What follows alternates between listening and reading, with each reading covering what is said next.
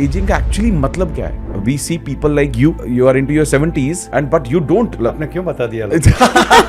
आज के दौर में जो एंटी एजिंग मेडिसिन आती है या ट्रीटमेंट्स आते हैं, ये ट्रीटमेंट करते क्या है? सबसे ज्यादा एक्सपेरिमेंट माइकल जैक्सन ने किया थे। उन्होंने क्या किया, सिर्फ एक्सटर्नल फॉर्मूला के ऊपर ही ध्यान दिया, अपने माइंड को ट्रीट नहीं किया। उनको 150 साल जीना था और 50 साल में उनकी लाइफ खत्म हो गई। डॉक्टर के प्रिस्क्रिप्शन के बिना जब जाते हैं तो उसकी साइड इफेक्ट्स होती है। उसको किस फॉर्म में लेना है वो भी स्पेसिफिक वे में प्रिस्क्राइब किया जाता है। हर चीज का प्रोटोकॉल होता है। आजकल लोगों को पतला होने का क्रेज है, तो उसके लिए कुछ लोग 0 सॉल्ट या लो सॉल्ट डाइट लेते हैं। तो कभी कभी क्या होता है कि ये सोडियम का लेवल कम हो जाता है ब्लड में, कि वो अनकॉन्शियस भी हो सकते हैं। नोबेल प्राइज विनिंग रिसर्च जो एलिजाबेथ ब्लैकबर्न ने किया है, और उन्होंने ये प्रूव किया है कि जैसे जैसे हमारी एजिंग होती है वैसे वैसे हमारे क्रोमोसोम की टेलोमियर की जो लेंथ होती है वो भी कम होती जाती है। So longer the telomere longer the life.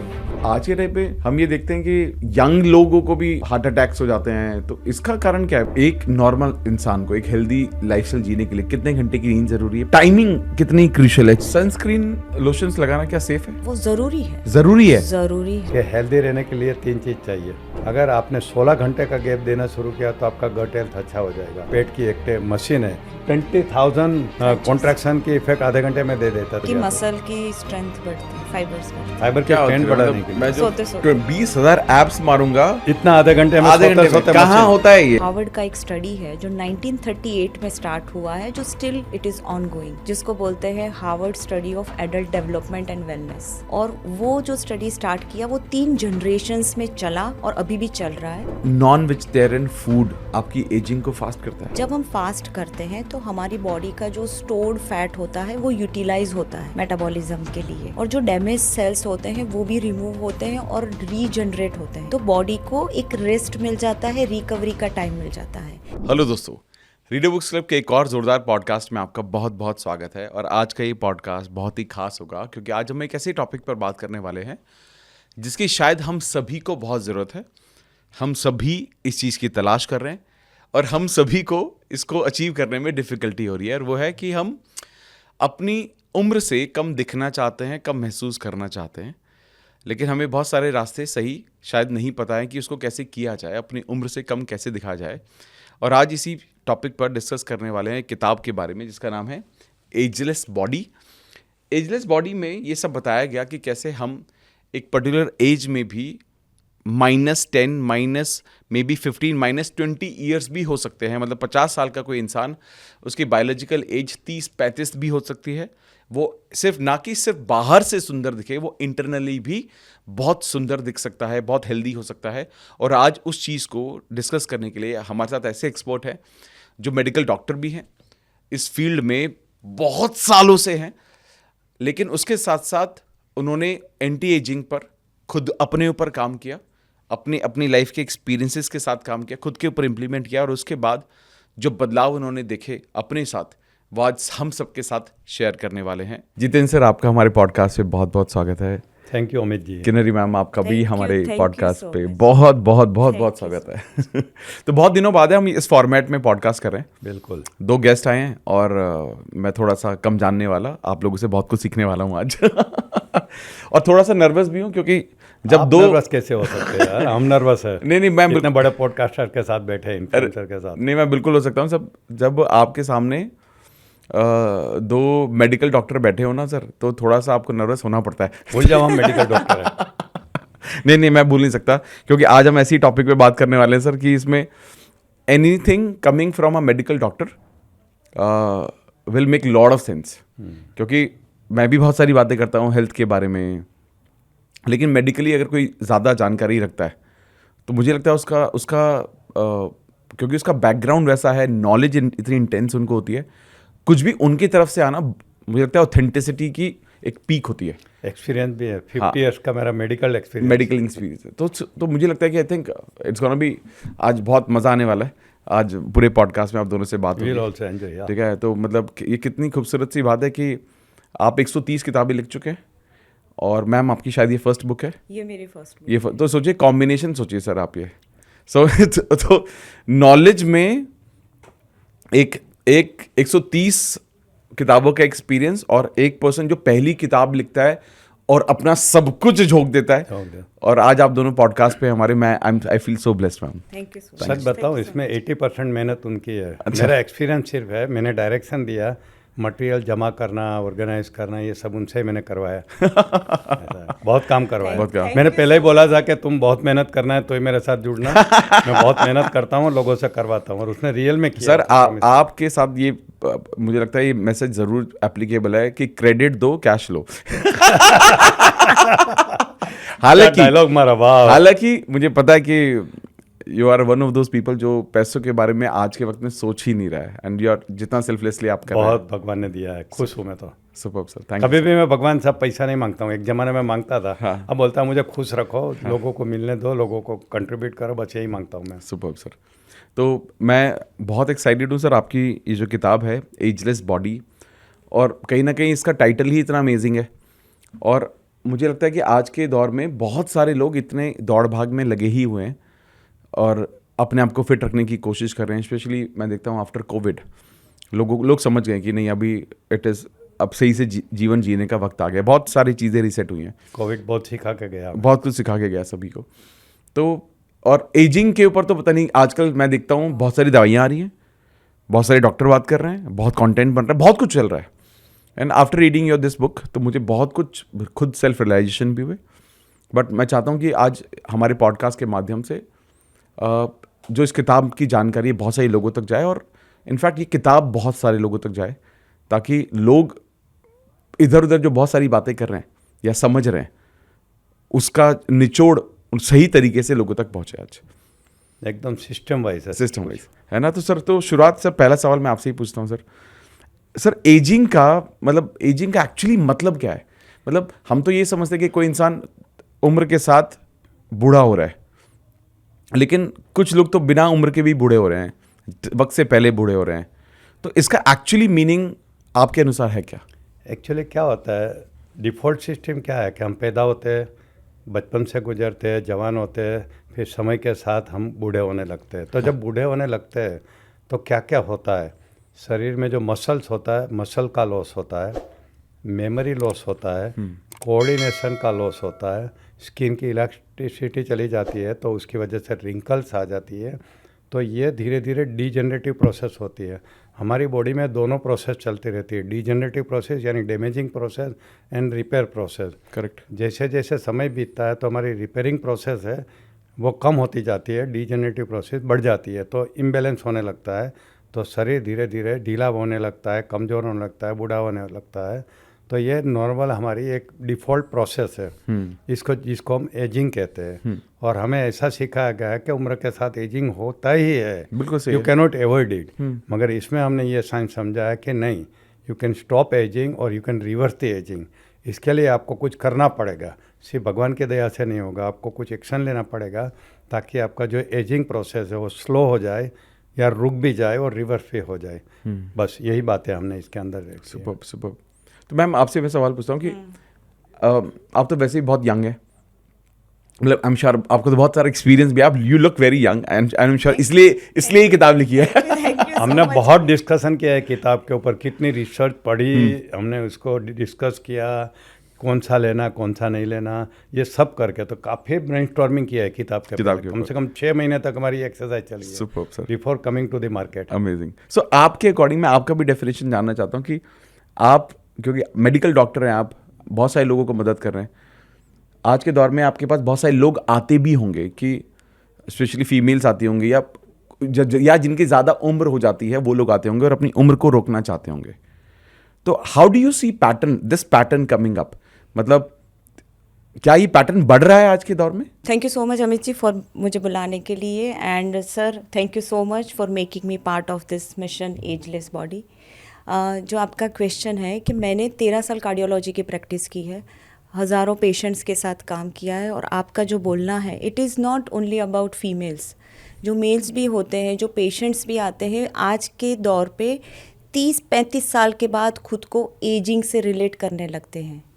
उम्र बढ़ रही है, उम्र की वजह से है।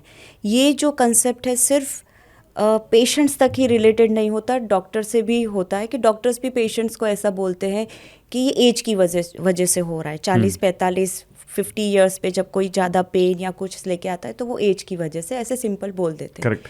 ठीक है। दूसरा ये कि कंडीशनिंग हमारी हुई है एजिंग का। बचपन में हम जब थे तो हमने हमारे दादा दादी को डिक्लाइन होते हुए देखा, जैसे सर ने बोला कि क्या एजिंग है, तो वो हमारे सबकॉन्शियस माइंड में चला गया कि एजिंग यही होती है। 50-60 के बाद हमारा डिक्लाइन होना कंपलसरी है, तो वो हमारा प्रोग्रामिंग हो गया। अगर हमने बचपन में ऐसे लोग देखे होते कि जो तंदुरुस्त है, जो एज नंबर जो एज है उससे एसोसिएट नहीं होते, तो ये चीज़ शायद अलग होती। बट जिस तरीके से हमारा कंडीशनिंग हुआ है तो एज मतलब डिक्लाइन, और उसी मिथ को ब्रेक करने के लिए हमने ये बुक लिखी है। दूसरा, मेरा और सर का दोनों का जो बैकग्राउंड है, it is coming from preventive background. हमारे मेडिकल फील्ड में एक ब्रांच होती है प्रिवेंटिव एंड सोशल मेडिसिन, जिसको कम्युनिटी मेडिसिन भी बोला जाता है। तो हम बीमारियों को प्रिवेंट कैसे करें, तो जब सर ने ये शेयर किया, ये एजिंग वाला, एजलेस वाला कंसेप्ट, तो हम क्या करते हैं, हार्ट की बीमारियों के लिए अलग से बात करते हैं, दूसरी बीमारियों के लिए अलग से बात करते हैं, बट क्या हम एज के साथ कुछ करें? एज को आगे बढ़ने से अगर हम रोक ले तो सारी बीमारियां आ गई। एजिंग को प्रिवेंट कर, एजिंग को ही प्रिवेंट कर दो तो न होगा बास, न बजेगी बांसुरी। Wow wow. तो ये कंसेप्ट बहुत अच्छा लगा और फिर हमारी इस जर्नी की शुरुआत हुई। तो मैं अगर बताऊं कि एजिंग क्या है, तो मेरी नज़र में तो ये रिजल्ट ऑफ हमारा कंडीशनिंग है, रिजल्ट ऑफ आवर प्रोग्रामिंग। और अगर हम सही तरीके से हमारी लाइफ को आगे ले जाए, जैसे कि इस बुक में मेंशन किया है, तो हम बहुत अच्छी हेल्दी लाइफ जी सकते हैं, लंबी लाइफ जी सकते हैं, यंग फील कर सकते हैं, स्ट्रॉन्ग फील कर सकते हैं। और जब ये चारों कंपोनेंट होते हैं तो हम ऑटोमेटिक यंग दिखने लगते हैं। Superb superb superb. नहीं, आई थिंक जैसे मैंने कहा कि आप लोग ना, आई थिंक इस तरह के बहुत सारे लोगों को, जैसे आपने कहा हज़ारों लोगों को आप ऑलरेडी देख चुके हैं। सर तो पता नहीं कितने लोगों को 50 साल में कितने सारे लोगों को देख चुके हैं। और कमिंग फ्रॉम यू, और ये बहुत इंपॉर्टेंट है, क्योंकि मैं लॉ ऑफ अट्रैक्शन, मैनिफेस्टेशन के बारे में बहुत बात करता हूँ, सबकॉन्शियस माइंड की पावर के बारे में, प्लेसिबो के बारे में बहुत बात होती है। ठीक है, अब तो न्यूरो साइंस, न्यूरोप्लास्टिसिटी, पता नहीं क्या क्या हम बातें कर रहे हैं। ठीक है, और जब इन सब चीज़ों को समझते हैं तो थोड़ा थोड़ा ये समझ में तो आता है कि हो तो सब कुछ यहीं से रहा है। ठीक है, but at the same time we see people like you. ठीक है, you are into your 70s and but you don't. आपने क्यों बता दिया? गेस कर रहा था। चलो 70s बोला है तो लोग अभी इसमें कमेंट बॉक्स में डाल सकते हैं कि सर की एग्जैक्ट एज क्या है। 17 बोला है, 17 लेकिन eight the same time sir, जब हम आज के टाइम में कुछ बॉलीवुड स्टार्स को भी देखते हैं, ठीक है, ऑब्वियसली उनका रिकवरी एक अलग तरह से होता है, वो डाइट, बहुत सारी चीज़ें होती हैं। हम अनिल कपूर को देख रहे हैं, हम शाहरुख खान को देख रहे हैं, हम सलमान खान को, बहुत सारे ये 60s वाले लोग हैं। अनिल कपूर तो मतलब super on, high on energy, बहुत अच्छा कर रहे हैं लोग। मतलब तो एक सही थॉट, मतलब बूढ़े ना होने की वो जो सोच है, यंग रहने की जो सोच है, वो कितनी ज़्यादा ज़रूरी है सर? बहुत ज़रूरी है, क्योंकि ageing first start in the brain and then in the body. कोई भी चीज़ यहीं से शुरू होती है, कोई भी घटना यहाँ बनती है। मैंने प्रेरणा का जन्म किताब में भी वही लिखा है कि कोई भी घटना बाहर की दुनिया में बनने से पहले इंसान के माइंड में होती है। तो एजिंग यहाँ पहले स्टार्ट होता है। तो हमने इस किताब में वही चाबी दी है कि यहाँ से आपका एंटी एजिंग फॉर्मूला स्टार्ट होता है, बाद में ऑटोमेटिकली बॉडी फॉलो करेगी। और हमारी बॉडी है वो हमारे कैलेंडर एज को फॉलो नहीं करती है, बर्थ सर्टिफिकेट को फॉलो नहीं करती है कि बर्थ सर्टिफिकेट में 60 हो गया तो इतना डिक्लाइन कर लो। ये हमारे ब्रेन को फॉलो करती है, माइंड को फॉलो करती है। तो इसको अगर हमने ठीक से समझ लिया और उसको इस्तेमाल किया, रीप्रोग्रामिंग किया, तो एजलेस हम बन जाएंगे। और एजलेस का मतलब सिर्फ दिखना एजलेस नहीं है, लंबा जीना, वाइटलिटी के साथ जीना और यंग दिखना, तीनों चीज़ें एजलेस का मतलब। सर एक सवाल है मेरा, आपने बोला एंटी एजिंग, आज के दौर में जो एंटी एजिंग मेडिसिन आती हैं या ट्रीटमेंट्स आते हैं, हाँ, है ना, तो ये ट्रीटमेंट करते क्या है ब्रॉडली, मतलब एक ऊपरी सतह से अगर समझने की कोशिश करें तो? देखिए, एंटी एजिंग की जो टेक्नोलॉजी है बहुत सालों से चल रही है। लोगों ने बहुत सारे एक्सपेरिमेंट किए हैं। सबसे ज़्यादा एक्सपेरिमेंट माइकल जैक्सन ने किए थे। और उन्होंने क्या किया, सिर्फ एक्सटर्नल फॉर्मूला के ऊपर ही ध्यान दिया, अपने माइंड को ट्रीट नहीं किया। उनको 150 साल जीना था और 50 साल में उनकी लाइफ ख़त्म हो गई। क्योंकि उसने कुछ गलती ये किया कि बाहर के परिवारों को ही सिर्फ समझा, उसका इस्तेमाल किया, anti ageing cream, Botox, fillers और oxygen therapy, red light therapy, क्या क्या करते थे वो। तो ये है कुछ लेवल तक उसकी ज़रूरत है, मगर जब तक इंटरनली हम एजलेस नहीं होंगे तब तक इसका कोई इफेक्ट नहीं है, उसकी साइड इफ़ेक्ट ज़्यादा होती है। अभी हमने न्यूज़ में भी काफ़ी देखा कि एंटी एजिंग इंजेक्शन या क्रीम लेने वाले लोगों का एंड अच्छा नहीं हुआ। तो हमें ये देखना है कि हमें इंटरनली एजलेस बनना है पहले, बाद में थोड़ा बहुत यूज़ करो, एंटी एजिंग क्रीम का यूज़ करो, बोटॉक्स लगाते हैं वो करो, मगर सिर्फ उसके ऊपर ही मत रहो, क्योंकि वो चीज़ आपको, वो सब टेक्नोलॉजी वो आपको टेम्पररी यंग बनाती है, परमानेंटली नहीं बनाती है। बोटॉक्स लिया 6 महीना तक उसकी इफेक्ट आई, फिर से रिंकल आ गई, फिर से बोटॉक्स, तो कब तक लेते रहोगे। फिलर्स का भी सेम रोल है, और ये जो ग्लूटाथियोन और ये सब लेते हैं वो टेम्पररी करते हैं, बाद में उसकी इफेक्ट चली जाती है। हमें तो ये सोचना है कि हमें परमानेंटली यंग रहना है, हमारी लाइफस्टाइल और हमारी बायोलॉजी ऐसी बना दो कि इसके ऊपर ज़्यादा डिपेंड ही नहीं रहो, कंटिन्यूसली आप एजलेस बनते ही रहो तो दिखोगे ही। तो मैं लोगों को ये कहता हूँ कि आपकी क्या चॉइस है, यंग दिखना है या यंग रहना है, फील करना है। ये जो हमारा काम है वो यंग रहने के लिए है, दिखने ऑटोमेटिक है तो दिखोगे ही।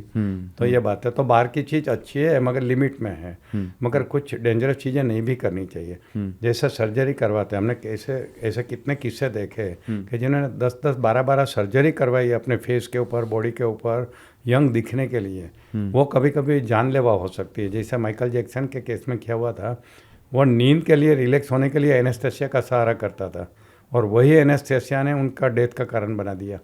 उसने ओवरडोज में चला गया उनका, और वही डोज का बन गया। तो कुछ डेंजरस प्रोसीजर होती है, उससे बच के रहिए। क्रीम व्रीम से कोई ज़्यादा नुकसान नहीं होता है, टेम्पररी ये होता है। कॉस्मेटिक का लिमिटेड रोल है, जो मेन रोल है हमारी बॉडी का है, प्रोग्रामिंग का है, वो हमें समझना है, तभी आप परमानेंटली यंग रहोगे।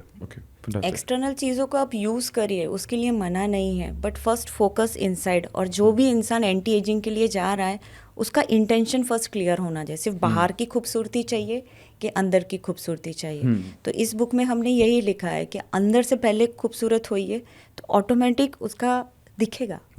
Amazing. And you can take support of external thing. Correct ma'am. जैसे अभी सर ने कुछ चीज़ें हाईलाइट किया, आई वांट कि आप कुछ ऐसे प्रैक्टिसेस आप प्लीज़ बताएं जो लोग आज के दौर में उन प्रैक्टिसेस एंटी एजिंग के लिए जा तो रहे हैं लेकिन बहुत डेंजरस है लोगों के लिए।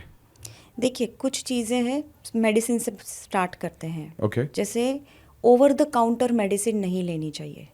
ओवर द काउंटर मतलब आप फार्मेसी से ले आए, डॉक्टर के प्रिस्क्रिप्शन के बिना। स्पेसिफिकली मैं एलोपैथी डॉक्टर हूँ, तो हमारा जो रिसर्च आता है वो बहुत सारे पेशेंट्स के ऊपर रिसर्च होने के बाद, थाउजेंड्स ऑफ पेशेंट्स पे रिसर्च होने के बाद कोई भी मेडिसिन मार्केट पे आती है तो उसकी साइड इफ़ेक्ट सब कुछ पता होता है। जब हम ऐसी दवाइयाँ जैसे ग्लूटाथियोन जैसी दवाइयाँ हैं जो सिर्फ ओवर द काउंटर मतलब डॉक्टर के प्रिस्क्रिप्शन के बिना जब जाते हैं तो उसकी साइड इफ़ेक्ट्स होती है। उसको किस फॉर्म में लेना है वो भी स्पेसिफिक वे में प्रिस्क्राइब किया जाता है। हर चीज़ का प्रोटोकॉल होता है मेडिकल फील्ड में। तो मैं ये कहूँगी कि आप कुछ भी करें अपने डॉक्टर की एडवाइस के बाद ही करें। इवन आप सप्लीमेंट्स भी लेते हैं, हमने सप्लीमेंट्स के भी बहुत सारे जो एंटी एजिंग सप्लीमेंट्स हैं उसके बारे में भी लिखा है। But at the end of the day आप अपना मेजर करवाएं। आपको डेफिशिएंसी है, आपको ज़रूरत है, आपको जो दिखना है उसका पर्पस क्या है, टेम्पररी है, परमानेंट है, आपका गोल क्या है अच्छा दिखने के लिए। उसके बाद डॉक्टर से आप डिस्कशन करिए और फिर उनके साथ बैठ के आप अपने जो भी ट्रीटमेंट है उसको फॉलो करना चाहिए। ओवर द काउंटर मेडिसिन नहीं लेनी चाहिए। इवन हमने तो ये भी लिखा है कि सप्लीमेंट्स भी ओवर द काउंटर नहीं लेने चाहिए। ओके।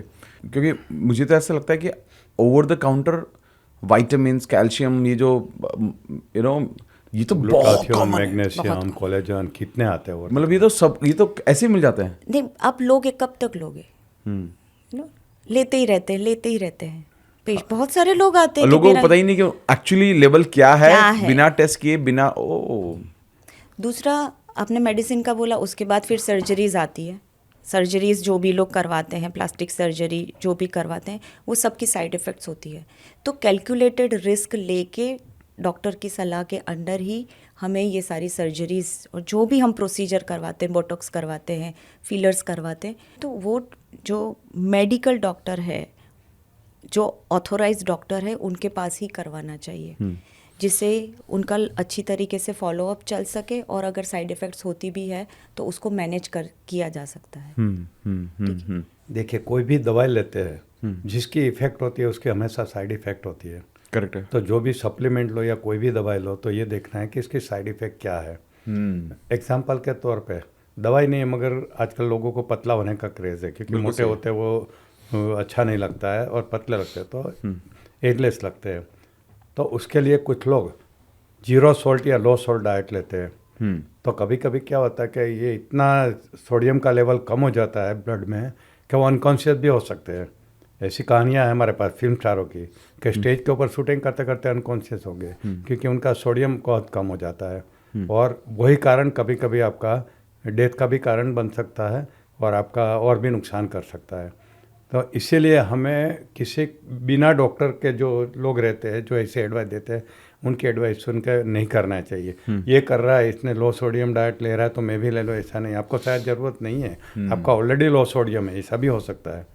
सेम सप्लीमेंट का है कि कुछ सप्लीमेंट है जैसे ग्लूटाथियोन है, ग्लूटाथियोन ओरली लेना सेफ है मगर आईवी लेना नुकसान करता है। अभी एक जो डेथ फेमस हुआ वो मैंने सुना कहीं पेपर में पढ़ा कि उसने आईवी ग्लूटाथियोन लिया, उसकी वजह से डेथ हो गया। तो हमें ये थोड़ा ये डेंजरस है सब कुछ। सर्जरी भी बहुत ज़रूरी है तो भी करवाए। फॉर एग्जांपल आपने नोटिस नहीं किया होगा मगर मेरा नाक बहुत बड़ा है। मेरे काफ़ी कॉस्मेटिक सर्जन अमेरिका में मेरे फैन हैं। तो एक कॉस्मेटिक सर्जन ने बोला सर आपका नाक में अच्छा सा शेपली बना दूँ। मैं बोला नहीं मुझे तो आपका चार्ज नहीं पूरा आएगा। बोले मैं कहाँ चार्ज मांग रहा हूँ, मैं कॉम्प्लीमेंट्री कर दूंगा। सोचो अमेरिका का लॉस एंजल्स का एक कॉस्मेटिक सर्जन ने मुझे बोला मगर मुझे ज़रूरत नहीं लगती है तो मैं रिस्क पे क्यों जाऊँ, क्योंकि जनरल एनेस्थीसिया लेके वो मेरा नाक ठीक करेगा। मुझे लगता है मेरे आईने में देखता हूँ मुझे नहीं दिखता है मेरा मोटा नाक, उसको दिख गया क्योंकि वो कॉस्मेटिक सर्जन है। मतलब थैंक यू आपकी ऑफर के लिए। मुझे मेरे शरीर पे कोई सर्जरी नहीं करवानी है, सिर्फ अच्छा दिखने के लिए। कोई भी सर्जरी है उसका तो रिस्क रहता है, इनहेरेंट रिस्क रहता है, खास करके एनेस्थीसिया का रहता है। मैं तो ऐसे डॉक्टर देखा है कि ऑपरेशन कर रहे हैं एनेस्थीसिया की वजह से मर गया, ऑपरेशन की वजह से नहीं मरा। ऐसे भी मैंने एग्जाम्पल देखे। मेरी लाइफ का मेडिकल कॉलेज का पहला डेथ ऐसा देखा था। फेलोपियन ट्यूब उसकी ब्लॉक थी, ठीक करने के लिए छोटा सा ऑपरेशन था। हमारी हॉस्पिटल की नर्स थी, डर रही थी, हमने ही समझाया उसको और उसको ऑपरेशन पे लिया और एनेस्थीसिया से मर गई बेचारी, छोटा सा ऑपरेशन के लिए।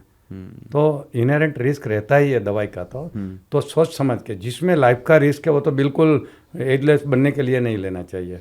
हमने यहाँ जो रेकमेंड किया है वो 0 रिस्क वाली बातें रिकमेंड की है। ऐसा है।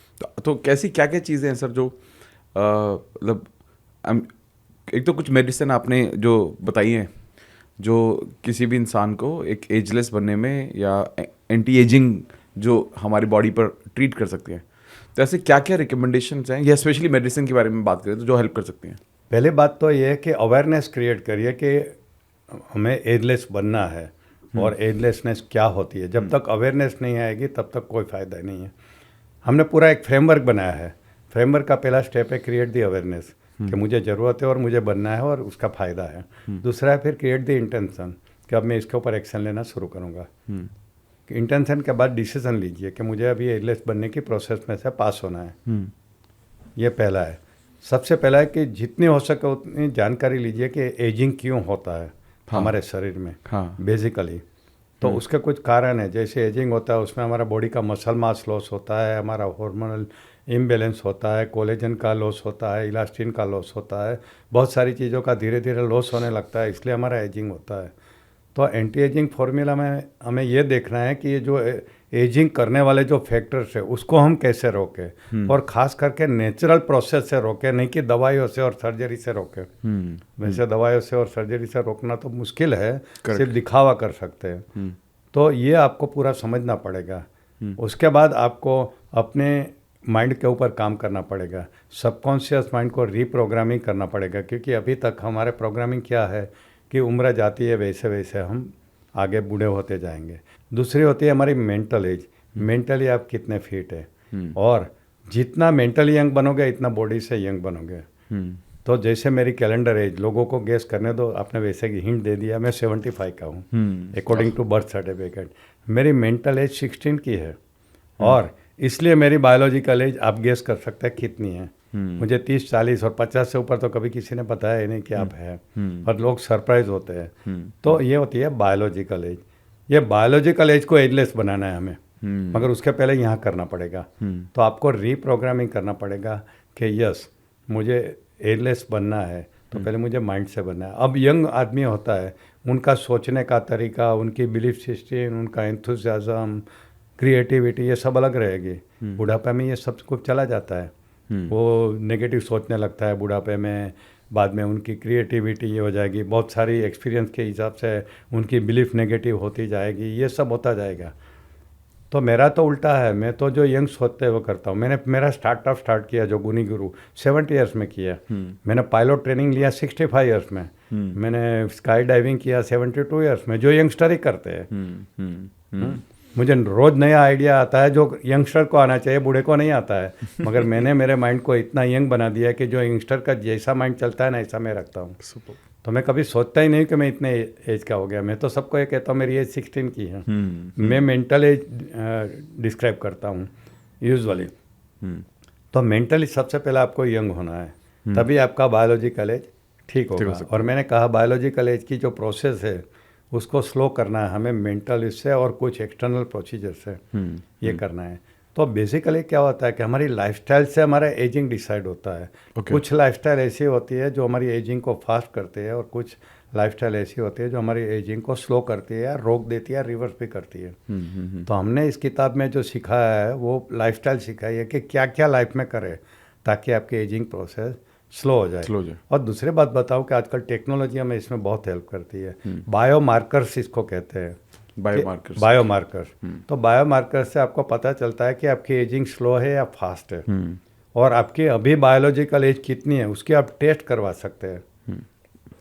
समझे ना? तो सबसे पहले तो मैं सबको ये बोलता हूँ अगर आपके पास पैसा है तो बायोमार्कर्स के थ्रू अपनी बायोलॉजिकल एज को टेस्ट कर लीजिए, चेक कर लीजिए। एक उसमें से है मेटाबॉलिक एज, मेरी मेटाबॉलिज्म कैसी चलती है। तो मैंने चेक करवाया, गेस करो मेरी मेटाबॉलिक एज कितनी होगी, कितनी एज की होगी, कितने साल की होगी मेटाबॉलिक एज? 39 है मेरी मेटाबॉलिक एज। यानी 39 ईयर्स का मेल की जो मेटाबॉलिज्म रहती है, जो स्पीड से, जो हिसाब से, वो मेरी है। तो ऐसे बायोमार्कर्स होते हैं जिसके थ्रू आप जान सकते हैं कि आप कितने बूढ़े हो चुके हो और कितनी स्पीड से हो रहे हो। और आपको फिर क्या करना चाहिए कि आपको रोकना है तो आपको समझना है कि एंटी एजिंग लाइफस्टाइल क्या होती है। वो करोगे तो धीरे धीरे आपका एजिंग ये हो जाएगा। तो इसमें HRV एक फैक्टर है, ये बताएगी HRV के बारे में, कार्डियोलॉजी में होता है। उससे पता चलता है, बहुत सारा ऐसे टेस्ट होती है जिससे आपको पता चलता है कि आपकी एजिंग क्या है। ऐसा जो हमने किताब में मेंशन किया है कि कौन सी टेस्ट करते हैं। टेक्नोलॉजी बहुत आगे निकल गई इसके बारे में। HRV के बारे में आप बता सकते हैं, being a cardiologist also please. HRV ठीक है। तो जब हमें हमारी उम्र डिसाइड करनी हो, एक तो हमारी कैलेंडर एज हो गई, ठीक है।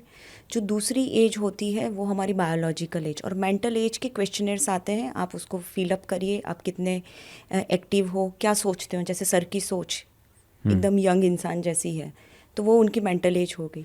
जब बायोलॉजिकल एज हमें डिसाइड करनी होती है तो 3 कंपोनेंट्स को हमें देखना होता है। There is no specific test जो आपको ये बता सके, बट हमें बहुत सारे टेस्ट हैं जो हमें आइडिया देता है कि आपकी बायोलॉजिकल एज कम है या ज़्यादा है। ठीक है, मतलब आप अपनी नंबर एज के आगे चल रहे हो, पीछे चल रहे हो, या उसके साथ चल रहे हो, वो हमें पता चल जाता है। तो 3 वेज हैं जिससे हम ये कर सकते हैं। नंबर 1 होता है कि हमारा इंटरनल केमिस्ट्री, सर ने जैसे मार्कर्स, इन्फ्लामेटरी मार्कर्स होते हैं, वो चेक कर सकते हैं। CRP हो गया, इंटरल्यूकिन 6 हो गया, ESR हो गया, tumour necrosis factor alpha, TNF alpha, ये कुछ inflammation, ageing is basically inflammation, सूजन जिसको बोल सकते हैं हिंदी में, तो उसका मार्कर्स पता चल जाते हैं। अगर मैं खुद को हेल्दी फील करती हूँ और अगर मैंने वो मार्कर्स चेक करवाए तो मेरी बॉडी की इंटरनल केमिस्ट्री के बारे में पता चलेगा। अगर इन्फ्लामेटरी मार्कर्स ज़्यादा है तो मतलब आपका एजिंग फास्ट हो रहा है। ठीक है, वो स्पेसिफिक नहीं है वो टेस्ट, बट ये एक आइडिया आ सकता है। दूसरा जो होता है बायोलॉजिकल एज, जो बायोलॉजिकल एज होती है वो हमारे सेल होता है, बॉडी के अंदर ऑर्गन्स के अंदर सेल्स होते हैं, उसके अंदर न्यूक्लियस होता है, आपको याद होगा। उसके अंदर क्रोमोसोम्स होते हैं। Correct. तो क्रोमोसोम के ऊपर कैप होती है जिसको टेलोमियर बोलते हैं। अगर नॉर्मल लैंग्वेज में अगर समझे तो वो जूते का आपने फीता देखा होगा, हाँ, हाँ। जो डोरी होती है, तो उसके पीछे प्लास्टिक की जो लगी corner होती पे दोनों है, के। एग्जैक्टली क्रोमोसोम पे भी ऐसी कैप होती है, ओके। उसको बोलते हैं टेलोमियर।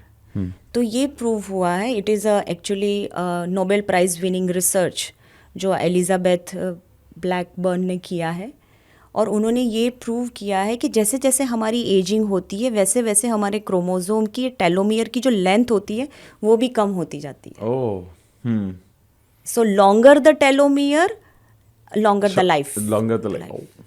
प्रेडिक्ट कर सकता है, तो ऐसे टेस्ट होते हैं। तो अगर बायोलॉजिकल एज आपको जाननी है तो आप अपने टेलोमियर की लेंथ से आपको अपनी बायोलॉजिकल एज का आइडिया आ सकता है। Okay. और जो थर्ड होता है वो होता है मेटाबॉलिक एज, जो सर ने अपनी मेजर की थी। मैंने भी, सर के घर ही मशीन है, उस पर मैंने भी मेरी एज आपको लानी चाहिए थी सर, मैं भी कर लेता अगर मेरे पास है क्या होगा? बहुत बहुत ईजी है। तो मेटाबॉलिक एज हमें अगर डिसाइड करना है तो हम वेइंग स्केल्स होते हैं, कराडा स्कैन होते हैं योगा सेंटर्स में, फिर आई थिंक जो जिम होते हैं, ठीक है ना, और जो न्यूट्रिशन डाइटिशियन के क्लिनिक्स होते हैं वहाँ पे कराडा स्कैन होता है, और बायोलॉजिकल एज वहाँ पे निकल सकती है। Okay. तो उसके अंदर क्या देखते हैं कि बॉडी का मसल मास क्या है, फिर बॉडी का बोन मास क्या है, वाटर कंपोजिशन क्या है, फैट कंपोजिशन क्या है, विसरल फैट क्या होते हैं, मतलब ऑर्गन्स के आसपास भी फैट होता है, उसका कंपोजिशन क्या है, मेटाबॉलिक रेट क्या है, उसके हिसाब से एक मेटाबॉलिक एज आ जाती है, जो सर ने अपनी जो 39 बताई, तो वो एक मेटाबॉलिक एज हुई। फिर आते हैं हमारे गैजेट्स आते हैं, मोबाइल स्मार्ट वॉचेस आती है, स्मार्टफोन्स होते हैं, उसके अंदर हेल्थ के बहुत सारे ऐप होते हैं। हार्ट रेट वेरिएबिलिटी HRV हमारी स्मार्ट वॉच से पता चल जाता है, और हार्ट रेट वेरिएबिलिटी जितनी ज़्यादा होती है वो हमारी हेल्थ के लिए अच्छा होता है। इसका मतलब वो फ्लेक्सिबिलिटी दिखाता है, जितनी फ्लेक्सिबिलिटी ज़्यादा होती है वेरिएबिलिटी में, it is indicator of good internal health. Okay. और वेरिएबिलिटी जितनी कम होती है उसका मतलब है कि आपका एजिंग का प्रोसेस चल रहा है। चलो, ओके। उस हिसाब मैं जस्ट थोड़ा सा क्लैरिफाई कर रहा हूँ हाँ। इसको मेरी हाँ। बेसिक अंडरस्टैंडिंग के लिए। इसका मतलब ये है कि जब एक हार्ट बीट से, जैसे सर ने भी पहले बताया था, एक हार्ट बीट से दूसरी हार्ट बीट के बीच में जो स्पेस होता है, ये हर बार वेरिएबल जितना होगा, वेरिएशन जितना होगा उतना अच्छा है, जितना सेम होगा या जितना कम होगा उतना गड़बड़ है। करेक्ट है? आप अच्छे परफॉर्मेंस के लिए रेडी हो, आपकी फ्लेक्सिबिलिटी ज़्यादा है, ओके। आपके हार्ट की हेल्थ अच्छी हेल्थ अच्छी। तो ये आज के टाइम पे हम ये देखते हैं कि यंग लोगों को भी हार्ट अटैक्स हो जाते हैं, तो इसका कारण क्या है? लाइफस्टाइल की वजह से है। मेन हार्ट को डैमेज करने वाला चीज़ होता है स्ट्रेस होता है। तो आजकल बच्चों में भी स्ट्रेस शुरू हो गया है। मैंने तो देखा है कि जूनागढ़ में 2 स्कूल के स्टूडेंट को हार्ट अटैक आया और डेथ हो गई उनकी, स्कूल के स्टूडेंट तक। तो मेन हमारा जो विलन है वो तो स्ट्रेस है। तो जब तक हम स्ट्रेस को समझेंगे नहीं, स्ट्रेस को मैनेज नहीं करेंगे, तब तक ये चलता ही रहने वाला है।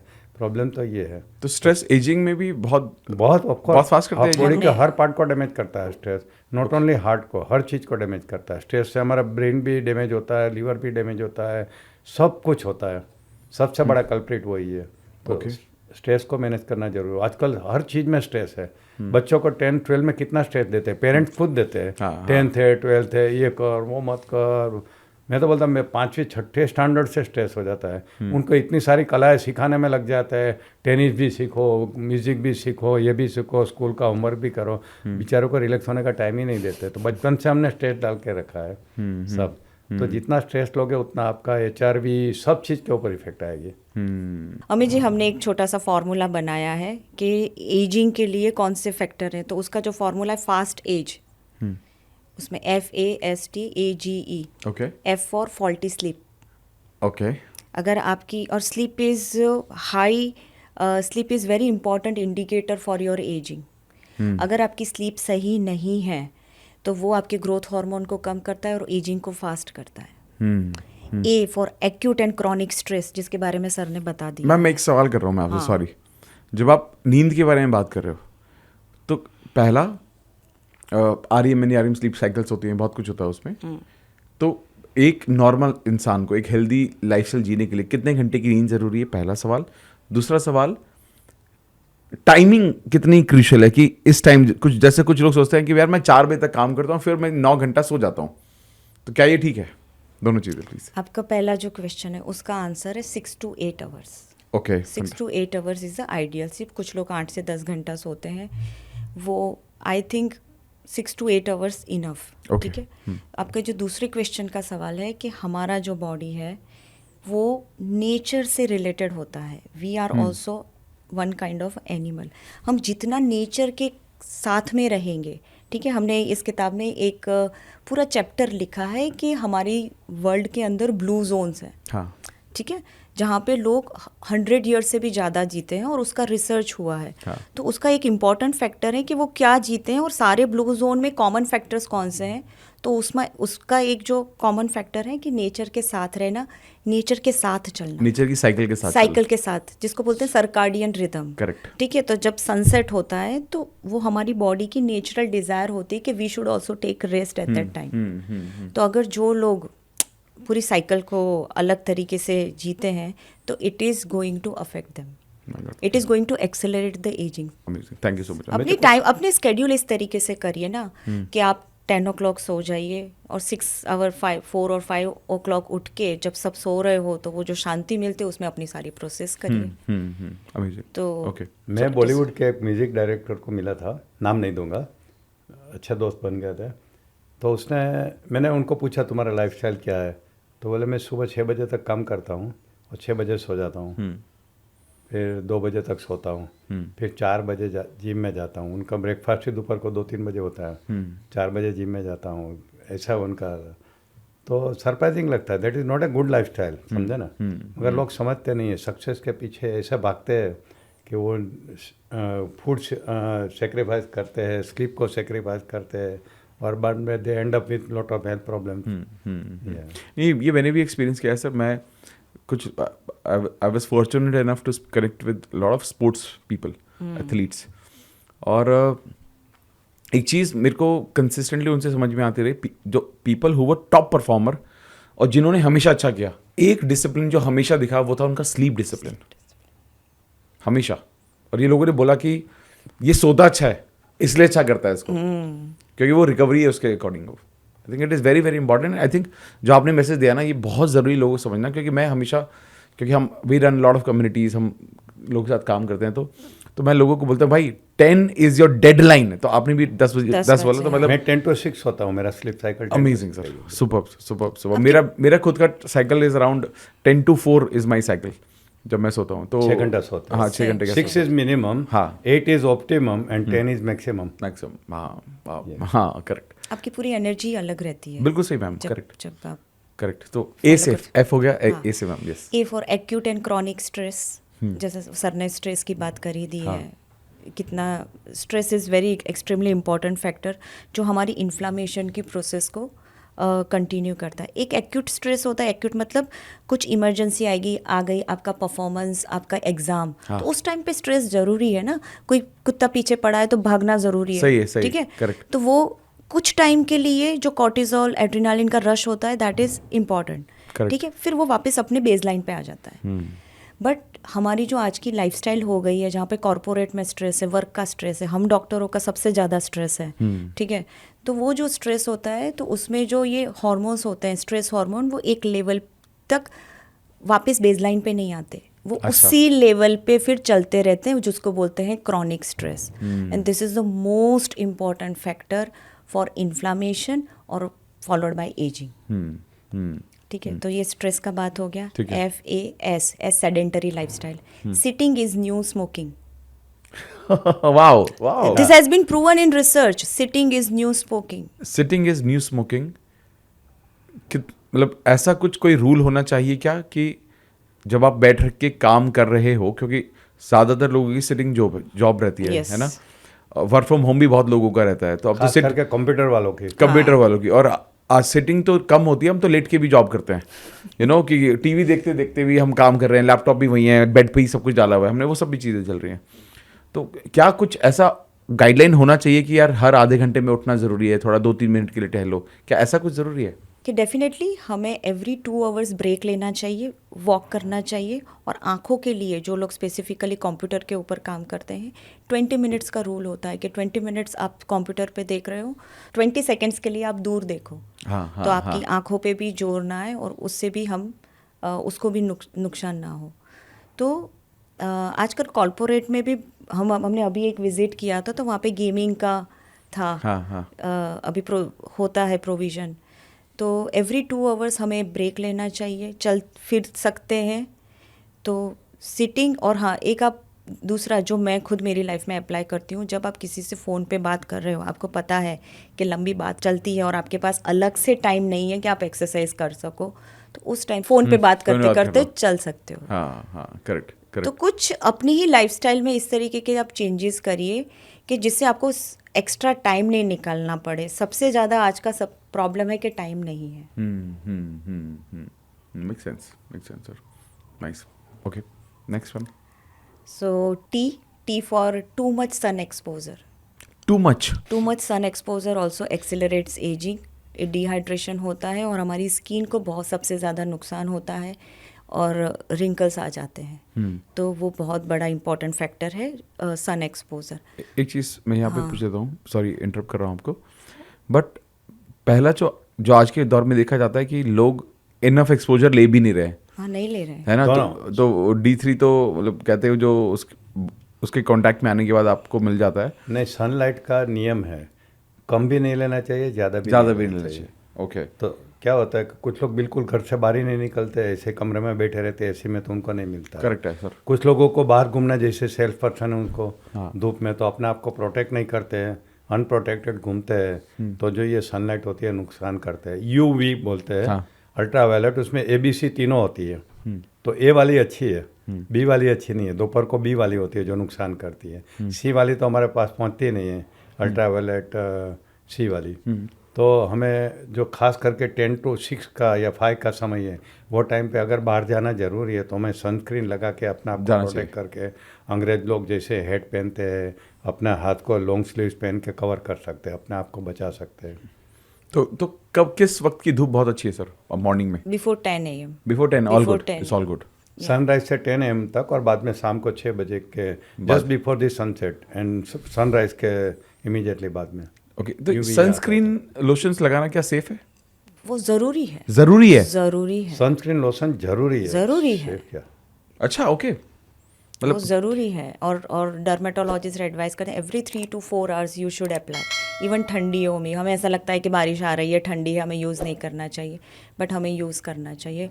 और आप जो भी सनस्क्रीन यूज़ कर रहे हो उसमें आपको स्पेसिफिकली SPF फैक्टर देखना होता है। 30+ या 50+ जो होता है उस हिसाब से हमें यूज़ करना है। मैंने ये भी बीच में सुना था कि आप बाहर जा रहे हो या नहीं जा रहे हो, सनस्क्रीन लोशन फिर भी लगाना चाहिए। और कोई बाहर नहीं आया तो उसको SPF क्या रखना चाहिए? वही 30+ 30+ ही रखे हो बस। वाह, ओके। क्योंकि कई बार ऐसी क्रीम कंसीडर की जाती है ना कि आर्टिफिशियल आप क्रीम लगा रहे हो तो उतना अच्छा नहीं रहेगा। गोरे होने के लिए फेयर एंड लवली की बात है। अच्छा, वो फेयर एंड लवली की बात है, नॉट ये प्रोटेक्शन वाली क्रीम अलग रहती है, जो कॉस्मेटिक क्रीम रहती है वो अलग रहती है। जैसे वो फाउंडेशन लगाते हैं, ब्यूटीफाई वो अलग चीज होती है। ये ओके, एंटी एजिंग क्रीम है, ये एंटी एजिंग क्रीम एक तरह से।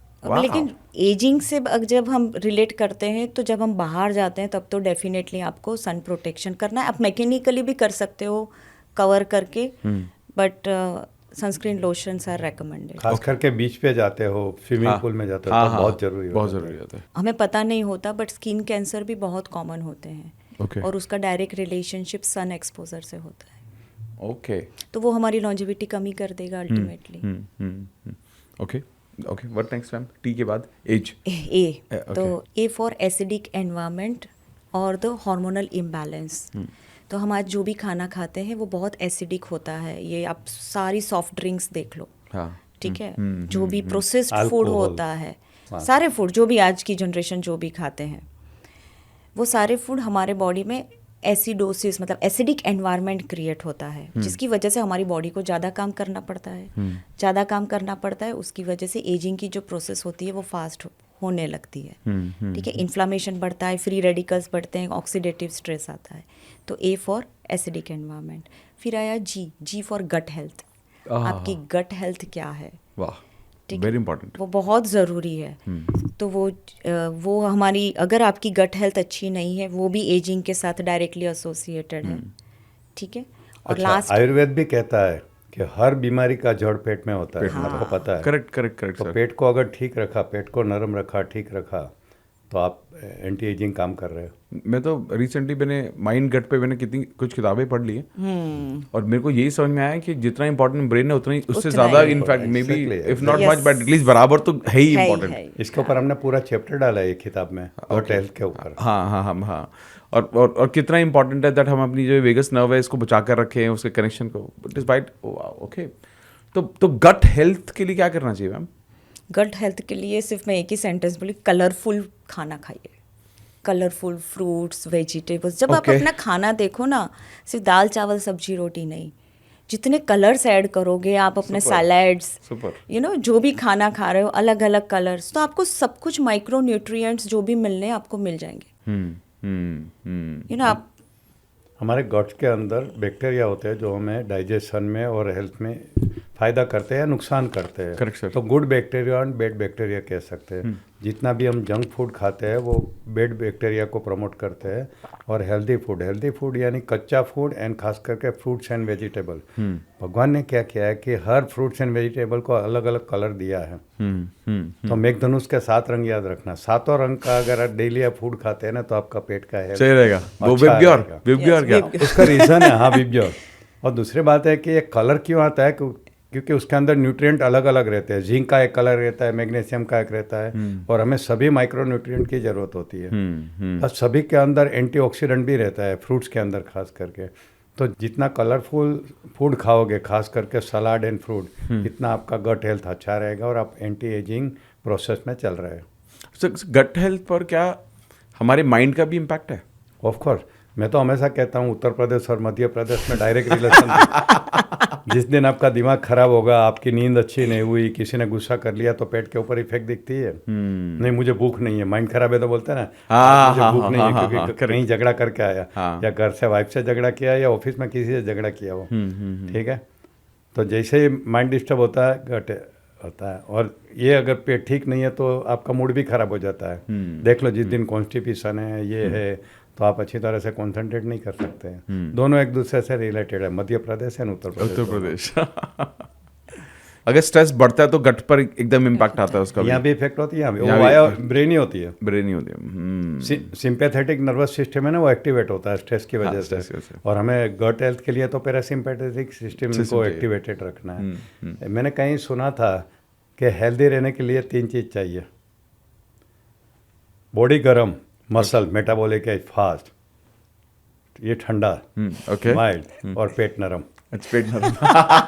ये 3 चीज करोगे ना तो आपका एंटी एजिंग प्रोसेस चल रहा है। वाह वाह वाह, सही। दिमाग को बिल्कुल ठंडा रखो। मैं एक जमाना में बहुत एंग्री यंग मैन था। आज मुझे सालों से गुस्सा आया ही नहीं कभी भी। कुछ भी खराब हो रहा है, गुस्सा तो नहीं आता है। मैंने अपने आप को ट्रेन किया है, क्योंकि मुझे एजलेस रहना है, इसलिए। I will agree with this. Sir के साथ मैं ऑलमोस्ट 1 साल से काम कर रही हूँ। कभी गुस्सा देखा मेरा? गुस्सा मुझे वो नैरोबी वाला किस्सा बता रहा था, उसके बाद मैं कभी गुस्सा ही नहीं हुआ। मैं मुझसे कभी गलती हो जाती तो आई वाज एक्सपेक्टिंग कि सर कुछ बोलेंगे, बट सर जिस तरीके से बात करते हैं ना, नहीं, आई रियली अप्रिशिएट। उसके पीछे मेरा सेल्फिश इंटरेस्ट है ना, कि मुझे एजलेस रहना है। Correct. गुस्सा कर करके तो मेरे ही बॉडी को मैं डैमेज करूंगा। Correct. तो anger management is a very good important thing to remain ageless. Amazing amazing. और लास्ट हमारा इमोशनल बैगेजेस। Okay. आप कितने इमोशनल बैगेजेस लेके घूम रहे हो, it has direct association with your ageing process. My God, okay. और आजकल की जो लाइफ है, जिस तरीके के स्ट्रेस हैं, जिस तरीके से हम हमारे लाइफ के इवेंट से बाहर नहीं आ पाते, आ जाते हैं, बोलते हैं मूव ऑन हो जाते हैं, चीज़ों में से बाहर निकलते, बट इमोशनल लेवल पे अगर आप ग्रजेस, रिजेंटमेंट, नेगेटिव इमोशंस को लेके घूम रहे हो, it has directly association with the inflammation process जो आपकी बॉडी में चल रहा है। वाह वाह वाह वाह। मतलब इस तरीके से मेडिकल डॉक्टर ऐसी बातें कर रहे हैं, थोड़ा सरप्राइजिंग लगता है ना, क्योंकि मैं ऐसी बातें कर हमको सिखाया नहीं गया मेडिकल कॉलेज में, ये तो हमने एक्स्ट्रा रीडिंग से सीखा है। सर लाइफ के एक्सपीरियंस ने भी बहुत सिखाया है। और जब लाइफ की यूनिवर्सिटी में एग्जाम चल रही थी और मेडिकल की किसी भी किताब में उसका आंसर नहीं मिला, तब समझना पड़ा कि एग्जैक्टली कहाँ पे प्रॉब्लम है। तो ऐसा क्या है, मतलब आप दोनों से सवाल है, ऐसा क्या है कि बहुत सारे जो डॉक्टर्स आज के दौर में वो ज़्यादा बीमार है, वो ज़्यादा स्ट्रेस में है? स्टैटिस्टिक है कि डॉक्टर्स की एवरेज लाइफ कॉमन पब्लिक से कम है। 10 साल 10 साल से 10 साल It is साल कम है। proven, 10 साल कम है। माय गॉड, फिर ऐसा हाँ, क्यों है? क्योंकि बिकॉज 2-3 चीज़ है उसमें। एक तो खुद को लगता है हम डॉक्टर है तो हम बीमार नहीं पड़ेंगे, मुझे भी ऐसा लगता था कि दवाई के बीच में इसमें रहते हैं, वो गलत है। दूसरी बात कि सबसे ज़्यादा स्ट्रेसफुल प्रोफेशन तो डॉक्टर का है। मशीन के साथ काम करोगे, कुछ गलती हुई तो मशीन को नुकसान होगा, यहाँ तो लोगों की लाइफ चली जाएगी एक भी गलती से, किसी की लाइफ, क्योंकि लाइफ के साथ आप काम कर रहे हैं तो स्ट्रेस तो रहेगा। तीसरा है कि जो इमरजेंसी काम करने वाले डॉक्टर है, एनेस्थेसिया वाले, सर्जन, गायनेकोलॉजिस्ट, पीडियाट्रिशियन, रात को 10 बार उठना पड़ता है उनको इमरजेंसी अटेंड करने के लिए, तो उनकी जो सर्कैडियन रिदम है वो ही डिस्टर्ब हो जाएगी। रात को 2-3 बार उठो, मैंने प्रैक्टिस किया है, मुझे पता है कितना ये होता है। मैं एमडी कर रहा था तब मैंने रेसिडेंसी जॉब किया जहाँ 24-24 घंटा काम करना पड़ता था, 1 मिनट भी सोने का टाइम नहीं मिलता था। तो डॉक्टर की लाइफ ही इरेग्युलर हो जाती है, और इमरजेंसी में नहीं उठा ऐसा हो भी नहीं सकता है, अनह्यूमन है वो तो इसकी वजह से भी एक ये होता है स्ट्रेसफुल प्रोफेशन। और इसकी वजह हाँ, एजुकेशन का ड्यूरेशन बहुत लंबा है। देखो 12 तक, बाद में 5.5 साल तक MBBS करो, फिर 3 साल MD करो, आजकल MD से भी कुछ नहीं होता है, सुपर स्पेशलाइजेशन करो, तो तब तक तो हमारे 30 साल बीत जाते हैं। उसमें इतना स्ट्रेस में से हम पास होते हैं, और फिर हमारा आदत हो जाती है स्ट्रेस में जीने की, पता ही नहीं कि दूसरी रिलैक्स लाइफ क्या है। 30 के बाद फिर अपना हॉस्पिटल सेट करो, पेशेंट को अट्रैक्ट करो, अपना ये करो, तब तक 40 साल हो जाते हैं। जब सक्सेसफुल डॉक्टर बनते हैं तब तक हेल्थ बिगड़ना शुरू हो जाते हैं। ऐसा है। मेरा एक दोस्त डॉक्टर है, मेरा एक ज़माने में स्टूडेंट था, अहमदाबाद में कार्डियोलॉजिस्ट है, खुद स्टैंड बिठाता है, बाईपास करता है, उनको 4 बार स्टैंड बिठाना पड़ा है माय गॉड, खुद को। देखो इतना स्ट्रेस में जीता। कितने कार्डियोलॉजिस्ट अपने हार्ट अटैक से डेथ हो गई। इसका नीतू मांडके का फेमस एडवाइस है, डॉक्टर नीतू मांडके, जिन्होंने एशियन हार्ट हॉस्पिटल बम्बई में बनाई। उनका सबसे बड़ा सपना था कि वर्ल्ड बेस्ट हॉस्पिटल मैं बम्बई में बनाऊंगा। वो बनाने के स्ट्रेस में ऐसा हुआ कि हॉस्पिटल का इनोग्रेशन के कुछ दिनों के बाद खुद का हार्ट अटैक से डेथ हो गया at the age of 42। My God, famous किस्सा है, गूगल के ऊपर है। अच्छा, उनकी वाइफ का बाद में मैंने इंटरव्यू पढ़ा कि डेथ क्यों हुआ, तो उसने बोला वो स्लीप निगलेक्ट करते थे, स्लीप की वजह से 2-2 घंटा सोते थे। वो इतना जुनून था बड़ी हार्ट हॉस्पिटल बनाने का कि उन्होंने अपनी स्लीप को निगलेक्ट किया। तो डॉक्टर लोग भी ऐसी गलती कर लेते हैं कभी कभी। और मेरे को बहुत सारा ना मिथ भी है सर, कि लोगों को लगता है कि कम सोएंगे ना, मतलब मैं कमिटेड हूँ, मैं डिसिप्लिन्ड हूँ, और मेरे को लगता है अगर मैं ज़्यादा सो रहा हूँ तो मतलब मैं लेजी हूँ। ये पता नहीं क्यों, आई डोंट नो, लोग ये समझ नहीं रहे हैं। मेरे पास बहुत लोग आते हैं, अडिया साहब मैंने बहुत मेहनत की, मेरे पास कुछ नहीं था, मैंने ये बनाया वो बनाया, मैंने दिन रात नहीं देखा, मैंने भूख प्यास नहीं देखी, और देखो मैंने कितना खड़ा किया। जब अंदर बातें करते हैं पता चलता है उनका ब्लड शुगर 400 चल रहा है और ब्लड प्रेशर 200 चल रहा है। उन्होंने क्या प्राइस पे किया वो उनको पता नहीं, उन्होंने क्या प्राइस पे किया ये सब करने के लिए, है ना। वो जुनून में वो सब कुछ निगलेक्ट करते हैं, नींद निगलेक्ट करते हैं, भूख प्यास निगलेक्ट करते हैं, सब कुछ निगलेक्ट करते हैं। आई थिंक मुझे वो अगेन बहुत सारे लोगों को लगता है कि only way to be successful is by compromising on your personal life. आपकी हेल्थ पर आपको कॉम्प्रोमाइज़ करना ही पड़ेगा, खाना पीना कम करना पड़ेगा, आपको कम सोना पड़ेगा, तभी आप जीवन में सक्सेसफुल हो सकते हैं। और बिलीफ होती है कुछ पाने के लिए कुछ सेक्रीफाइस करना ही पड़ता है, ये बिलीफ रॉन्ग है। करेक्ट, ये तो हाँ, ये पार्ट ऑफ बिलीफ है। तो हाँ, मोदी साहब देखो इतना हेल्दी है, और फिर भी देखो कि उन्होंने कोई हेल्थ को सेक्रीफाइस नहीं किया है। तो ये माइंडसेट होता है और कुछ नहीं होता है। करेक्ट, जरूरी नहीं कि सेक्रीफाइस करने से ही सब कुछ मिलता है। अगर डिसिप्लिन लाइफ जियोगे तो सेक्रीफाइस करने की जरूरत नहीं पड़ेगी। मैम एक सवाल मेरा आपसे वापस आता हूँ, आपने एंड में एक पॉइंट बोला था, इसे इमोशनल बैगेजेस, ठीक है। तो आज के दौर में लोग बहुत सारे इमोशनल बैगेजेस कैरी करते हैं, ठीक है। इनफैक्ट ये भी देखा गया, इससे पहले हम ऑफलाइन भी बात कर रहे थे, बचपन से कुछ बैगेज कैरी करके रखते हैं लोग। जैसे हम कई बार इनर चाइल्ड हीलिंग या बहुत सारी चीज़ें हम बात करते हैं उसके बारे में। ऐसा कोई तरीका है क्या, या कोई टेक्निक आपको देना चाहें, या आप 1 मिनट की या 2 मिनट की कोई प्रैक्टिस ऐसी करानी चाहें लाइव सबके सामने, जिससे लोगों को ये समझ में आए कि भाई पहला ये कितना ज़रूरी है, और इसको कोई शॉर्ट फॉर्म में हम बताएं, और इसको कोई प्रैक्टिस करके अपने आप को हील कर सकता है। अगर आपको आपके इमोशनल बैगेजेस में से बाहर निकलना है, जो मैं खुद मेरी पर्सनल लाइफ में यूज़ करती हूँ, जर्नलिंग करिए आप। ओके। ठीक है। फॉर एग्जाम्पल आज का हमारा ये दिन, ये आज का पॉडकास्ट कैसा रहा, तो right now I am also conscious what I am feeling inside, ठीक है। तो जब कल सुबह, मैं सुबह लिखती हूँ, रात को मैं लिख नहीं पाती, तो मैं दूसरे सुबह को पूरे दिन का लिखती हूँ और सब कुछ निकाल देती हूँ। मैंने क्या क्या फील किया, क्या नेगेटिव फील किया, ठीक है, जिसको मैं रिफ्लेक्शन बोलती हूँ। हमें हर एक दिन का एक रिफ्लेक्शन लिखना चाहिए, ठीक है। मैंने कुछ तरीके से बिहेव किया, तो मैंने बिहेव क्यों किया, उसके पीछे का रीज़न क्या था? क्या मेरा फियर था? क्या मैं खुद को इन्फीरियर समझती हूँ? क्या क्या था वो?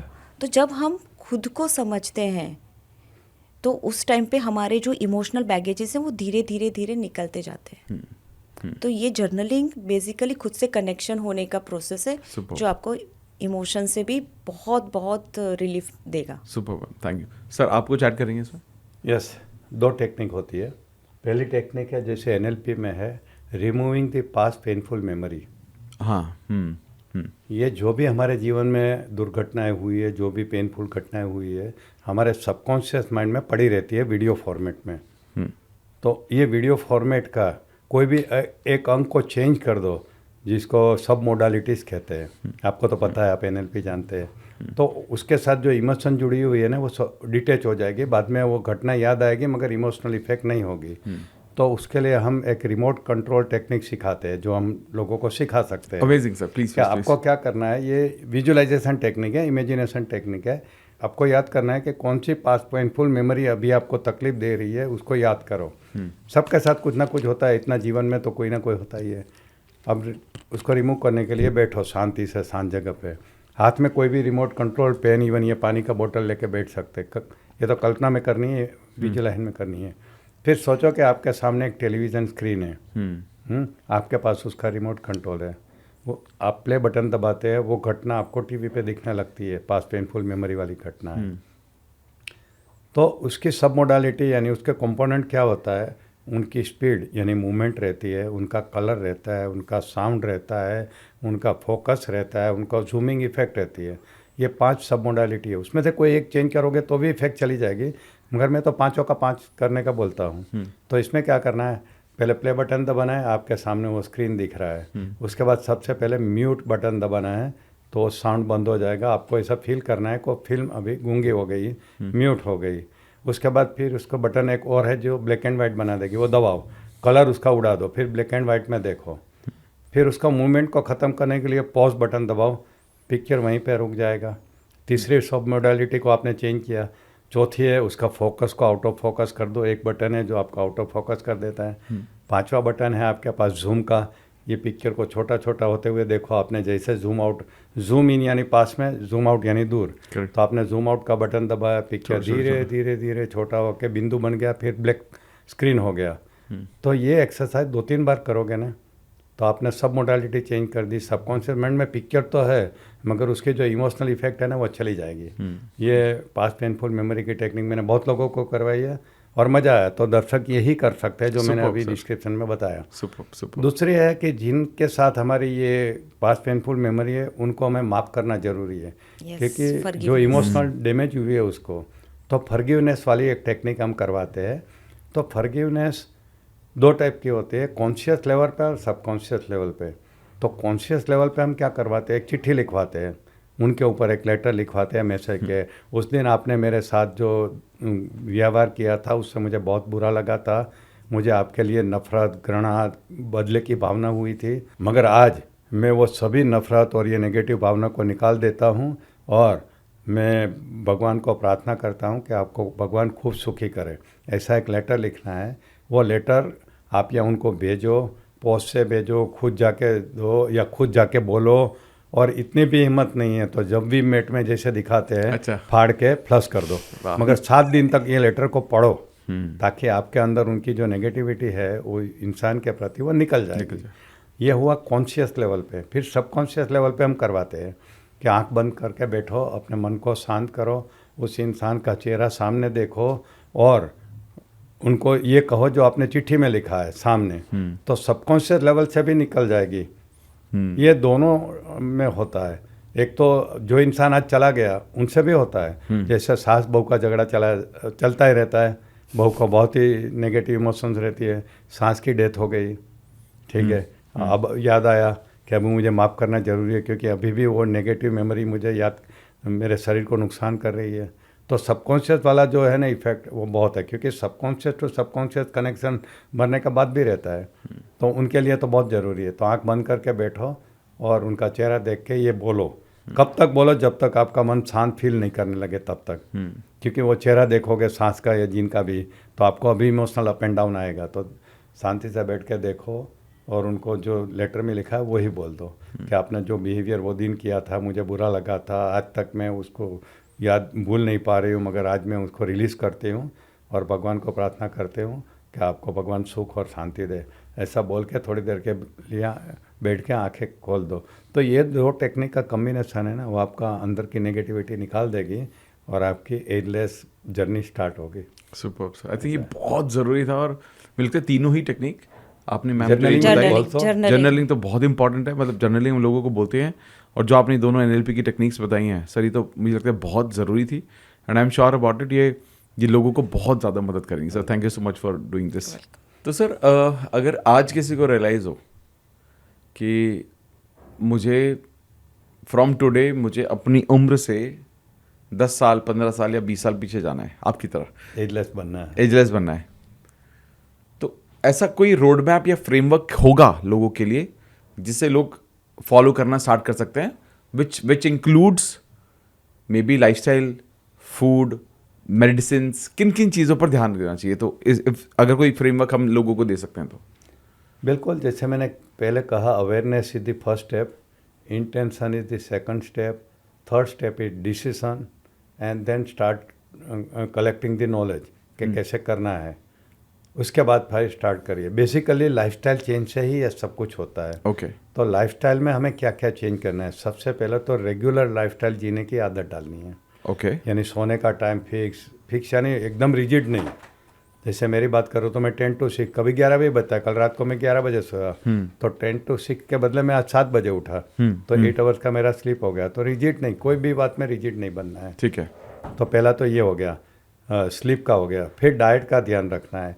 जितना ज़्यादा नेचुरल फूड खाओगे, कलरफुल फूड खाओगे, वेजिटेरियन डाइट खाओगे, उतना आपके लिए अच्छा है। जितना जंक फूड खाओगे, फास्ट फूड खाओगे, उतना आपकी बॉडी को नुकसान करते हैं, क्योंकि जो जंक फूड खाते हैं उसके अंदर, और ख़ास करके पैकेट फूड खाते हैं, उसके अंदर जो प्रिजर्वेटिव आता है वो टॉक्सिन लेके आता है, हमारे लीवर के किडनी के ऊपर वो डैमेज करता है। टॉक्सिन जमा होता है तो हमें इन्फ्लेमेशन भी होता है, तो वो हमें नहीं करना है। तो फूड को हमें ध्यान रखना है कि नेचुरल फूड हो सके, वेजिटेरियन जितना खाए। आजकल पूरी दुनिया वेजिटेरियन खाने के पीछे रिवर्स हो रहा है, सब कुछ आपको पता है। यस कच्चा होने के लिए। फिर इंटरमिटेंट फास्टिंग का एक रोल होता है कि बॉडी को हम टाइम देते हैं। ऐसा देखा गया है कि अगर आपने 16 घंटे का गैप देना शुरू किया तो आपका गट हेल्थ अच्छा हो जाएगा। यानी मान लो आपने शाम को 6 बजे, जैसे जैन लोग खाते हैं सनसेट के पहले चौवियर करते हैं, तो 6 बजे खाना खा लिया, उसके बाद 16 घंटा गिन लो, तो सुबह 10 बजे आप ब्रेकफास्ट करें। 16 घंटे का गैप दोगे तो बॉडी को, इसको ऑटोफेजी कहते हैं, जो नुकसान वाले बैक्टीरिया उसको खा लेता है, उसको डिस्ट्रॉय कर देता है, वो टाइम मिलता है। तो इसको इंटरमिटेंट फास्टिंग कहते हैं। तो ये करोगे तो वो भी अच्छा है। तो आपको फूड में इतना ध्यान रखना है। अच्छा, दूसरे टाइम खाते हैं तब कौन से मोड में खाते हैं?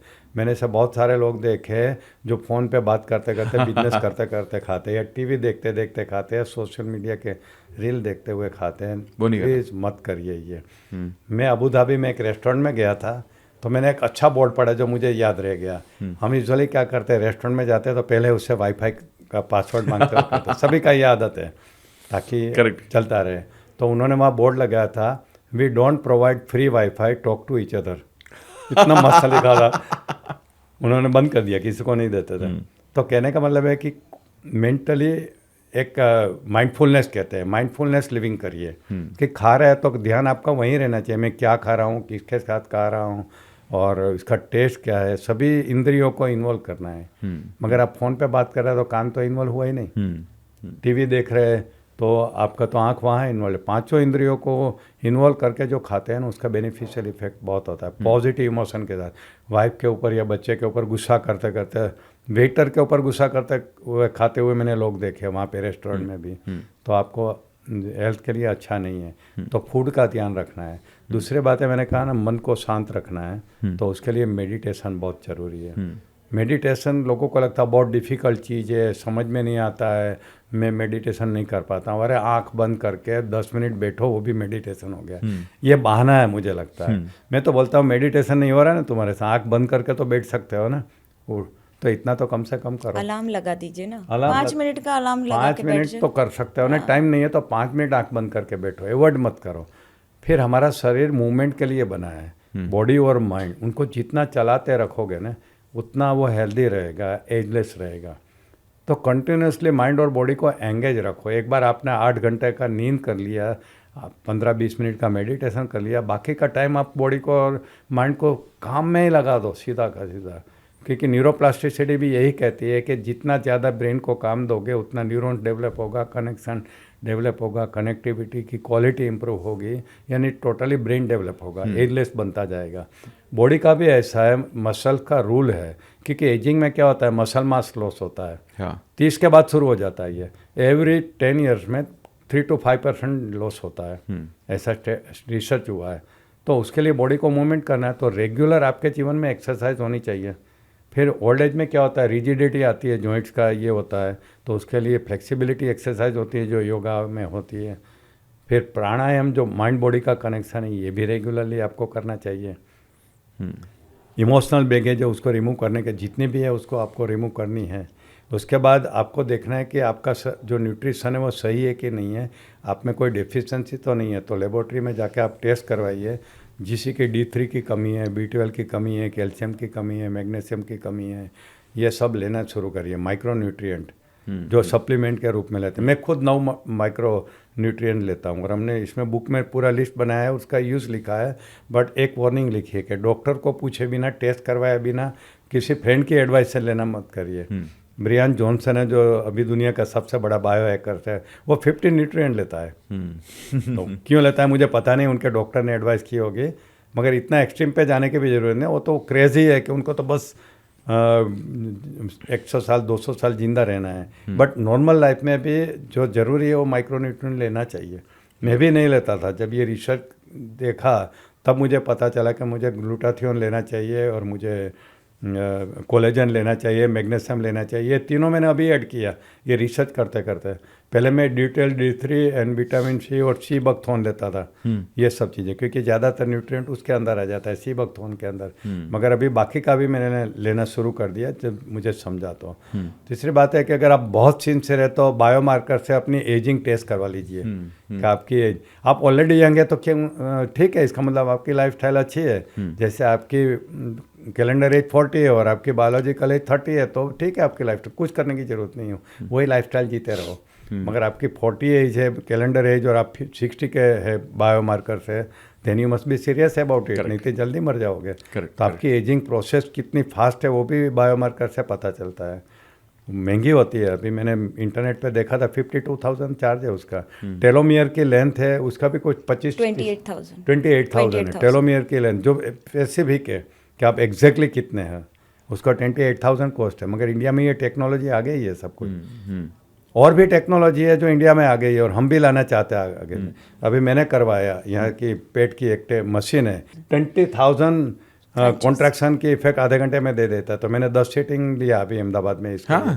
मेरा पेट थोड़ा बाहर निकल गया, मसल की स्ट्रेंथ बढ़ती है, फाइबर्स बढ़ती है, फाइबर की स्ट्रेंथ बढ़ाने के लिए। मैं जो 20,000 एप्स मारूंगा इतना आधे घंटे में सोते कहाँ होता है ये ब्रियान जॉनसन भी करता है। This is known as bio electric fitness, उसके ऊपर हमने एक पूरा चैप्टर लिखा, इसके ऊपर भी हमने चैप्टर लिखा है कि आजकल इतनी सारी टेक्नोलॉजी आ गई है, हाइड्रोजन थेरेपी आ गई है, बाद में ये आई है रेड लाइट थेरेपी आई है, तो सारी टेक्नोलॉजी है। मगर उसको जुडिशली यूज़ करना चाहिए, किसी के ऑब्जर्वेशन में करना चाहिए, आड़ेधड़ नहीं करना चाहिए। तो ये टेक्नोलॉजी का भी आप इस्तेमाल कर सकते हैं। इमोशनल अप एंड डाउन के लिए जैसे फॉरगिवनेस का वो जो है वो करते रहना चाहिए आपको। उसके बाद सप्लीमेंट की मैंने बात की, और क्या क्या बात है इसके अंदर। और मैं तो पेशेंट को यही बोलती थी कि हार्ट की हेल्थ ठीक करनी है, स्मोकिंग नहीं करिए, अल्कोहल नहीं पीजिए, एक्सरसाइज करिए, डाइट करिए, ठीक है। बट जब while going through this research, Harvard का एक स्टडी है जो 1938 में स्टार्ट हुआ है, जो still it is on going, जिसको बोलते हैं Harvard study of adult development and wellness. और वो जो स्टडी स्टार्ट किया वो 3 जनरेशन्स में चला और अभी भी चल रहा है। और एक कंसिस्टेंट फाइंडिंग मिला कि ऐसा कौन सा फैक्टर है जो हमारी लॉन्जेविटी और हैप्पीनेस के साथ एसोसिएटेड है। आप बता सकते हैं क्या होगा? परिवार के साथ रहना। Perfect, perfect. गेस किया या आपको पता था, पढ़ी थी ये?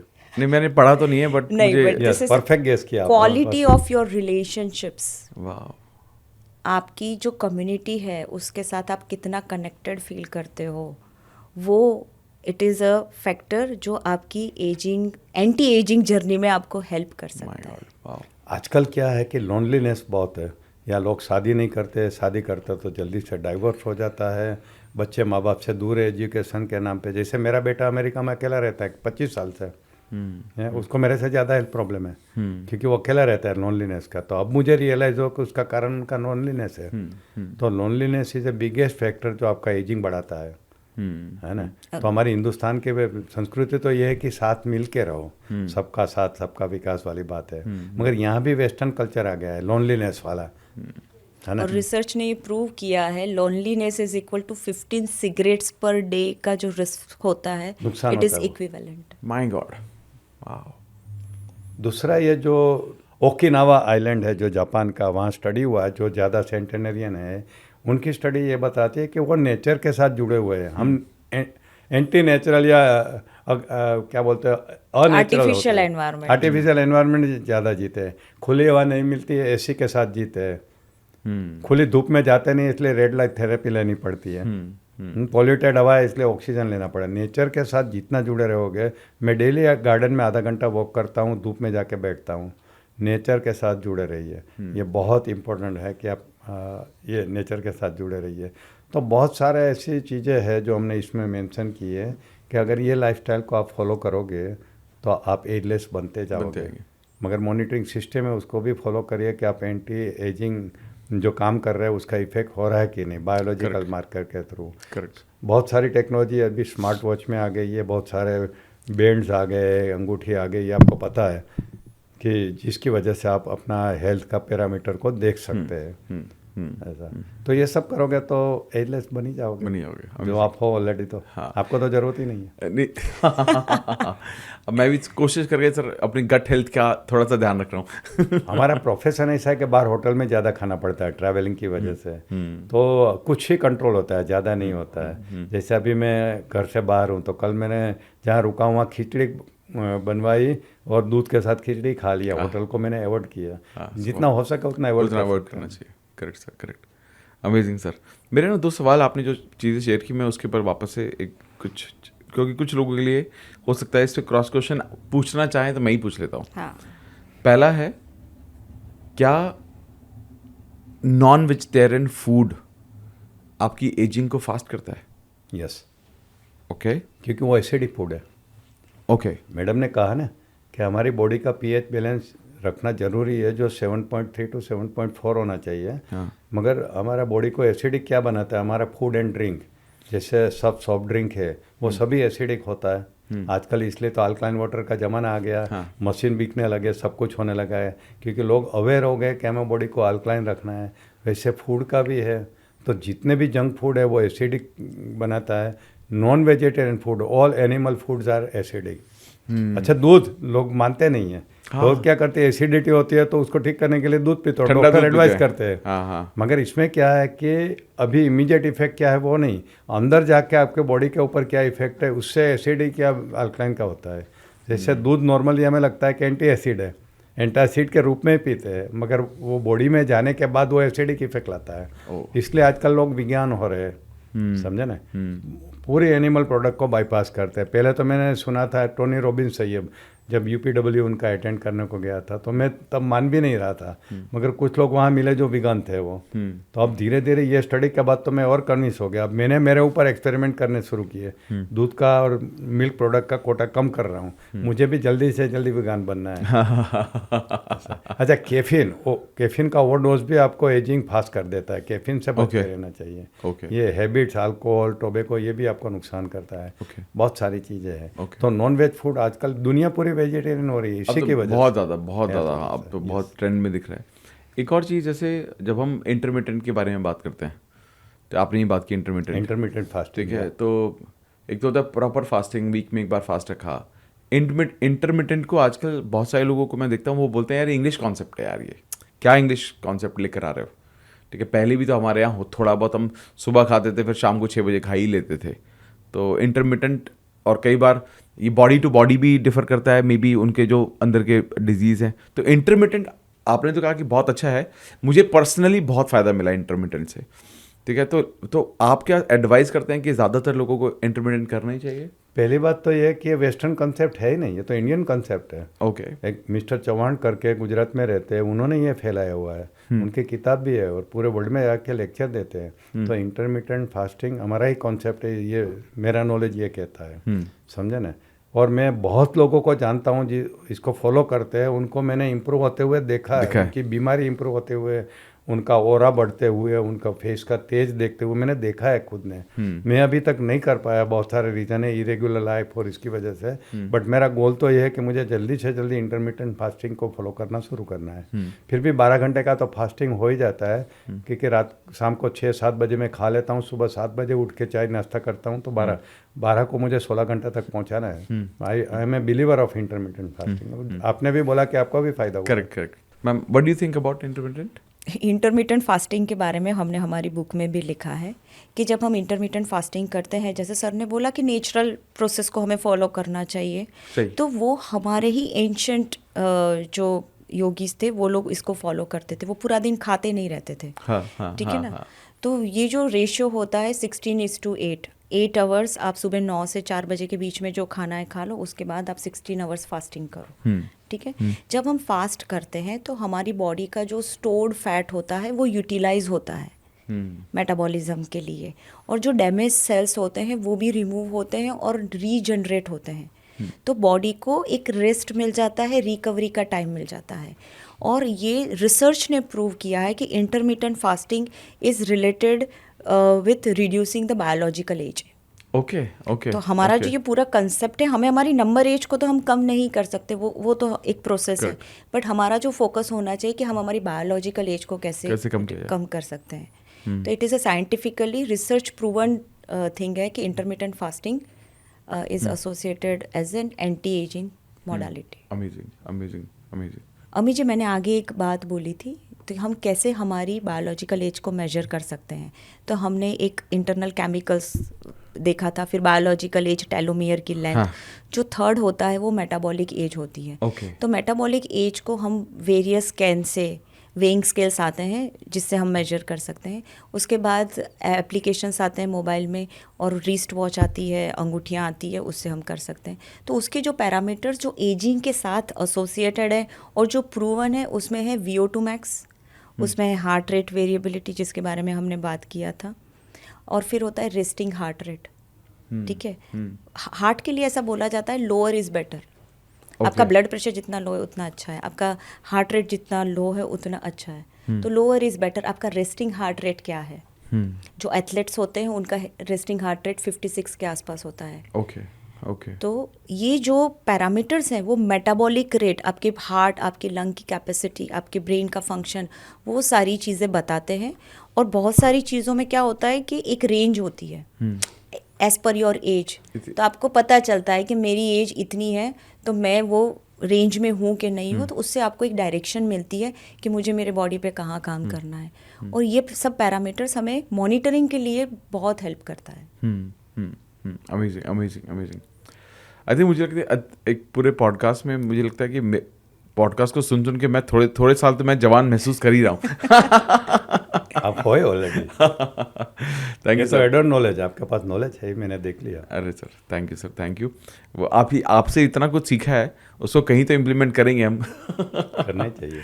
Amazing, thank you sir. मुझे आई थिंक बहुत सारी चीज़ें थी जो मैं पूछना चाह रहा था, और मुझे ऐसा लग रहा है कि after a very very long time बहुत ज़्यादा नॉलेजेबल, फुल ऑफ नॉलेज, बहुत सारे ऐसे पॉइंट्स बने आज जो मुझे लगता है कि जीवन में लोगों को इम्प्लीमेंट करने चाहिए। Scientific point of view, a medical doctor point of view, also from a point of view of our mind, हम कैसे सोचते हैं और कैसे बनते जाते हैं। आपने इसमें सॉल्यूशंस भी बताए, फ्रेमवर्क भी बता दिया, आपने उसमें पूरा फास्ट एज का पूरा फार्मूला भी आपने बताया, जिसके ज़रिए लोग अपनी जो एंटी एजिंग की जो जर्नी है, बेसिकली एजलेस बनने की जो जर्नी है, वो आज डेफिनेटली शुरुआत कर सकते हैं। And I am sure about it, जब ये लोग इस किताब को पढ़ेंगे, मुझे ऐसा लगता है कि और भी इन्हीं सब चीज़ों को और भी इन डेप्थ डिटेल में जान पाएंगे। तो मैं आप दोनों से एक रिक्वेस्ट करता हूँ कि कोई फाइनल एडवाइस जो आप हमारी ऑडियंस को देना चाहते हैं अपनी एजलेस बनने की जर्नी में। मैम आपसे शुरू करते हैं। अगर आपको आपकी एजलेस जर्नी स्टार्ट करनी है तो हमने जितने भी फैक्टर्स अभी जो भी डिस्कशन किया, मेरे लिए सबसे ज़्यादा ज़रूरी है, और मैं लोगों से भी बोलना चाहती हूँ कि positive thinking is the first step towards your ageless वाह जर्नी। वाह वाह वाह, पॉजिटिव थिंकिंग इतनी ज़्यादा ज़रूरी क्यों है मैम? जैसे कि सर ने बताया कि एजलेसनेस की शुरुआत सबसे पहले माइंड से होती है। करेक्ट है। ठीक है, जब तक आप अपनी नेगेटिव सोच में रहोगे, क्रिबिंग कंप्लेनिंग मोड में अपनी लाइफ में रहोगे, तो आपका जो स्ट्रेस हार्मोन है वो कॉन्स्टेंटली रिलीज होता रहता है, इन्फ्लामेशन आपका चलना है, आपकी एजिंग प्रोसेस फास्ट ही होनी है। जब आप अपनी थिंकिंग को नेगेटिव में से पॉजिटिव में कन्वर्ट करते हो, तब किक स्टार्ट मिलता है आपकी बॉडी को। आप अपनी बॉडी से क्या बोलना स्टार्ट करते हो वो डिसाइड करता है, क्योंकि आपका ईच एंड एवरी थॉट आपका सेल सुन रहा है। ठीक है ना, अगर आप 30-50 ईयर्स पे बोल रहे हो कि मैं बूढ़ी हो रही हूँ, तो सेल बोल रहा है कि ये तो बूढ़ी बोल रही है, चलो इसको बनाते हैं। ठीक है, तो जब हम पॉजिटिव थिंकिंग पे सोचते हैं तो उस टाइम पे ग्रोथ का रास्ता मिलता है। और एजलेसनेस की journey is about growth, it is about positive, it is about feeling positive about your self, all the people around you. Amazing amazing. और जब आप खुद के लिए पॉजिटिव सोचना स्टार्ट कर देते हो तो उसमें हेल्थ, आपकी खुद की बॉडी सबसे पहले आती है, क्योंकि बॉडी के बिना तो आप कुछ नहीं कर नहीं सकते। ठीक है, तो मुझे ऐसा लगता है कि सबसे ज़्यादा ज़रूरी एजलेसनेस की जो जर्नी स्टार्ट करनी है, पॉजिटिव थिंकिंग से स्टार्ट करिए। Thank you Thank you. Sir. Yes, मुझे लगता है कि भगवान ने ये जो शरीर दिया है, ये इतनी महंगी प्रॉपर्टी है कि इसकी वैल्यू किसी को पता ही नहीं है। मैंने कहीं पढ़ा था कि ये बॉडी की वैल्यू $7 बिलियन है, यानी शरीर का एक एक अंग मार्केट में निकाल के बेच दोगे तो आपको $7 बिलियन मिलेगा। My God. अब इतनी बड़ी प्रॉपर्टी को हम केयर ही नहीं करते। 10 लाख की गाड़ी लेके आते हैं, उसकी जितनी केयर करते हैं ना, इतनी भी नहीं करते, वी निगलेक्टेड। दूसरी बात है कि हम कहते हैं कि लाखों जन्म के फेरे के बाद ये इंसानी जन्म मिलता है। सही। और हम उसको कितना ऑर्डिनरी ज़िंदगी जी के मर जाते हैं। तो और दूसरी बात है कि लंबा जीना या कम जीना ये हमारी चॉइस होती है। हमने किताब के ऊपर लिखा है, agelessness is your choice not your chance or fate, it's a choice. और ज़्यादातर लोगों को ये पता ही नहीं, उनको तो लगता है ये नसीब का खेल है। तो मैं दर्शकों को ये कहना चाहता हूँ, चूज टू बिकम एजलेस। अभी से डिसाइड करिए। कोई गधा और कुत्ता ये चॉइस उसके पास है ही नहीं कि मैं ज़्यादा जीऊँ, लंबा जीऊँ, पहले से ज़्यादा हैंडसम और यंग दिखूँ, किसी के पास नहीं है। सिर्फ इंसान के पास ये चॉइस दी है। करेक्ट। तो भगवान ने इतनी बड़ी चॉइस दी है, तो क्यों ये चॉइस यूज़ नहीं करने का? इसके लिए कुछ ज़्यादा आसमान एक नहीं करना है आपको थोड़ा सा अपने लाइफस्टाइल में चेंज करना है, थोड़ा सा अवेयरनेस क्रिएट करना है, थोड़ा सा इनका प्रोग्रामिंग चेंज करना है, और आप 10-20 साल ज़्यादा जियोगे, एनर्जी के साथ जियोगे, यंग दिखोगे, तो क्या नुकसान है? तो मैं सबको कहता हूँ कि इसको आपकी चॉइस बना लीजिए। हर इंसान एजलेस बन सकता है, अगर ये फ्रेमवर्क को फॉलो करे तो बन सकता है। और ये सबसे बड़ी आपके लिए ये होगी। मैं बहुत लोगों को जानता हूँ जो पैसा बहुत कम, अगर वो बूढ़े हो गए अभी से, तो मैं उनको इंटेलिजेंट नहीं समझता हूँ। मैं आपके जैसे लोगों को इंटेलिजेंट समझता हूँ। अपनी हेल्थ भी संभाली है और आपने सक्सेस भी पाई है। तो मैं सबको ये कहता हूँ कि ये बैलेंस बनाए रखिए, सक्सेस भी पाइए और अपने हेल्थ को एजलेस बना के रखिए, वाइटलिटी के साथ जिए, जिंदगी जीने का मज़ा आ जाएगा। Every day should be A celebration day. आज भी मेरा सेलिब्रेशन है आपके साथ बातें करना, वो भी। Amazing, thank you so much sir, thank you so much. और वो जैसे हम हमेशा बोलते हैं कि आपकी एनर्जी को मैच करना तो हमेशा से डिफिकल्ट होता ही है। मैं ये बुक ये इन्फॉर्मेशन मत दो, चलो आपसे ज़्यादा एनर्जी मेरे में आएगी। ये बात भी सही, ये बात भी आएगी, ये बात भी इन्फॉर्मेशन करेक्ट। लेकिन बहुत मज़ा आया आप दोनों से बात करने में। और अगेन ये एक मुझे लगता है कि वापस से कुछ और चीज़ें जानने को मिली मुझे। And I am sure about it, जितने भी लोग ये पॉडकास्ट देख रहे हैं, आपको भी समझ में आ गया होगा कि ये जैसे मैम ने भी बोला कि ये सारी की सारी चीज़ हमारी थॉट से, पॉजिटिव थिंकिंग से शुरुआत होती है। सर ने भी बहुत सारी चीज़ें बताई जिसके ज़रिए आप अपनी एंटी एजिंग की जर्नी को शुरू कर सकते हैं। और रेफरेंस के लिए मैं इस बुक का लिंक डिस्क्रिप्शन में डाल दूँगा। और देखिए क्या होता है कि मैं तो हमेशा किताब के बारे में बात करता ही हूँ, और मैं हमेशा ये भी बोलता हूँ कि जब आप अगर आपको ये पॉडकास्ट ठीक लग गया है कि नहीं यार ये बात तो सही कर रहे हैं, पढ़े लिखे लोग यहाँ पर बैठे हुए हैं, अच्छी से बात कर रहे हैं, लॉजिकल भी बात की है, कुछ ऐसे इधर उधर की बातें इन्होंने नहीं की, अगर कहीं पर भी अगर आप इस पॉडकास्ट में यहाँ तक पहुँचे हो यानी कि आपको सेंसिबल महसूस हो रहा है और अगर आपको ऐसा लग रहा है, तो मेरा पर्सनल रिकमेंडेशन रहेगा कि अगर आप इस टॉपिक को थोड़ा और डिटेल में जानेंगे तो शायद उसको इम्प्लीमेंट करना आपके लिए कंपेरेटिवली और आसान होगा। तो बुक का डिस्क्रिप्शन में लिंक डाल दूंगा और पिन कमेंट में भी डाल दूंगा, इसी थॉट के साथ कि हम सब लोग जो सर का जो पर्पस है, मैम का जो पर्पस है, इस किताब को बहुत सारे लोगों तक पहुंचाना और ऐसे लोगों को क्रिएट करना जो अपनी उम्र से 10 साल 15 साल 20 साल पीछे दिख रहे हैं, बायोलॉजिकल एज जिनकी चेंज हो रही है। और मुझे ऐसा लगता है कि एक हेल्दी लाइफ बहुत इंपॉर्टेंट है। हम पैसों के पीछे भाग रहे हैं, भागना क्या है, हमें कमाने हैं, बहुत ज़रूरी बात है, बहुत ज़रूरी चीज़ है, बट क्या ये वक्त आ गया है, ये पॉडकास्ट हम सब लोगों के लिए एक रिमाइंडर हो सकता है जहाँ से हम अपनी सेहत का भी ध्यान रखना शुरू कर सकते हैं। एक चीज़ मुझे और ऐड करनी है, हमने एक टीम बनाई है और एजलेस भारत मिशन स्टार्ट किया है। हमारा सपना है, आप भी हमारे टीम मेंबर है, कि पूरे भारत देश के सभी हिंदुस्तानी लोगों को एजलेस बनाना है। एजलेस भारत मिशन स्टार्ट किया है। दर्शक जो देख रहे हैं उनको भी हमारे मिशन में ज्वाइन होना है, तो वो भी आपकी कमेंट में लिख सकते हैं कि I want to join ageless Bharat mission. Amazing, एक बहुत बड़ा मिशन के ऊपर हम काम कर रहे हैं। सुपर्ब। तो उसकी डिटेल भी मैं डिस्क्रिप्शन में जो भी सर देंगे मैं डाल दूंगा। और मुझे लगता है कि एक अच्छी चीज़ है, और मतलब आई थिंक देखो, सर सोच सकते हैं पूरी दुनिया को बदलना, देश को बदलना, मैं मानता हूँ अगर हम सब लोग भी अपने अपने बारे में भी सोचना शुरू करें, अपने आप को एजलेस बना लें, तो मुझे लगता है उसी में कंट्रीब्यूशन हो जाएगा, बहुत सारी चीज़ें अच्छे से हो पाएंगी, है ना। हम सब लोगों को अपने अपने ऊपर ध्यान देंगे, एंड बाय डिफॉल्ट अगर आपको किसी चीज़ से मदद मिल रही है तो आप लोगों को बता सकते हैं। और अगर आपको लगता है इस किताब की दूसरों को ज़रूरत है, तो आप उसको अमेज़ॉन पे जाकर दूसरों को गिफ्ट में भी ऑर्डर कर सकते हैं, तो बहुत अच्छा हो जाएगा। तो बहुत मज़ा आया आप दोनों से बात करके, और आपकी एनर्जी तो हमेशा से पसंद आती है सर, आपसे मिलना ही प्रिविलेज है हमेशा। मेरे लिए भी आपको मिलना। अरे sir, thank you so much. And ma'am, आप दोनों से मिलना मेरा भी एक प्रिविलेज। नहीं सच में आपको सुनना it's a privilege for all of us, आपका हमारे पॉडकास्ट में आना, क्योंकि ये जिस टॉपिक पर आपने काम किया है ये बहुत ज़्यादा ज़रूरी है। मुझे ऐसा लगता है कि जैसे जब लोग बहुत ज़्यादा एक्सपीरियंस कर लेते हैं जीवन में, तब रियलाइजेशन होता है कि ऐसे टॉपिक पे काम करना चाहिए। सर की उम्र इतनी, एक्सपीरियंस इतना, तो इन्हें लगा नहीं यार, मैंने अपनी जीवन को जैसे बदला, मैं और लोगों को मदद करता हूँ। लेकिन आपका वो टेक्निकलिटी में इतना नॉलेज होना, ग्रिप होना, आई एम श्योर आप डॉक्टर हो तो ये तो होता ही होता है, लेकिन I think you are amazing, and thank you so much for coming on our podcast. And जितने भी लोगों को ये पॉडकास्ट मज़ा आ गया तो कमेंट करके बताना, अगर कहोगे तो वापस एक और पॉडकास्ट करेंगे इतनी नॉलेज भरी वाला। So it was my privilege to have you both, and I am sure ये किताब बहुत सारे लोगों की ज़िंदगी को बदलेगी। Thank you so much. Thank you so much.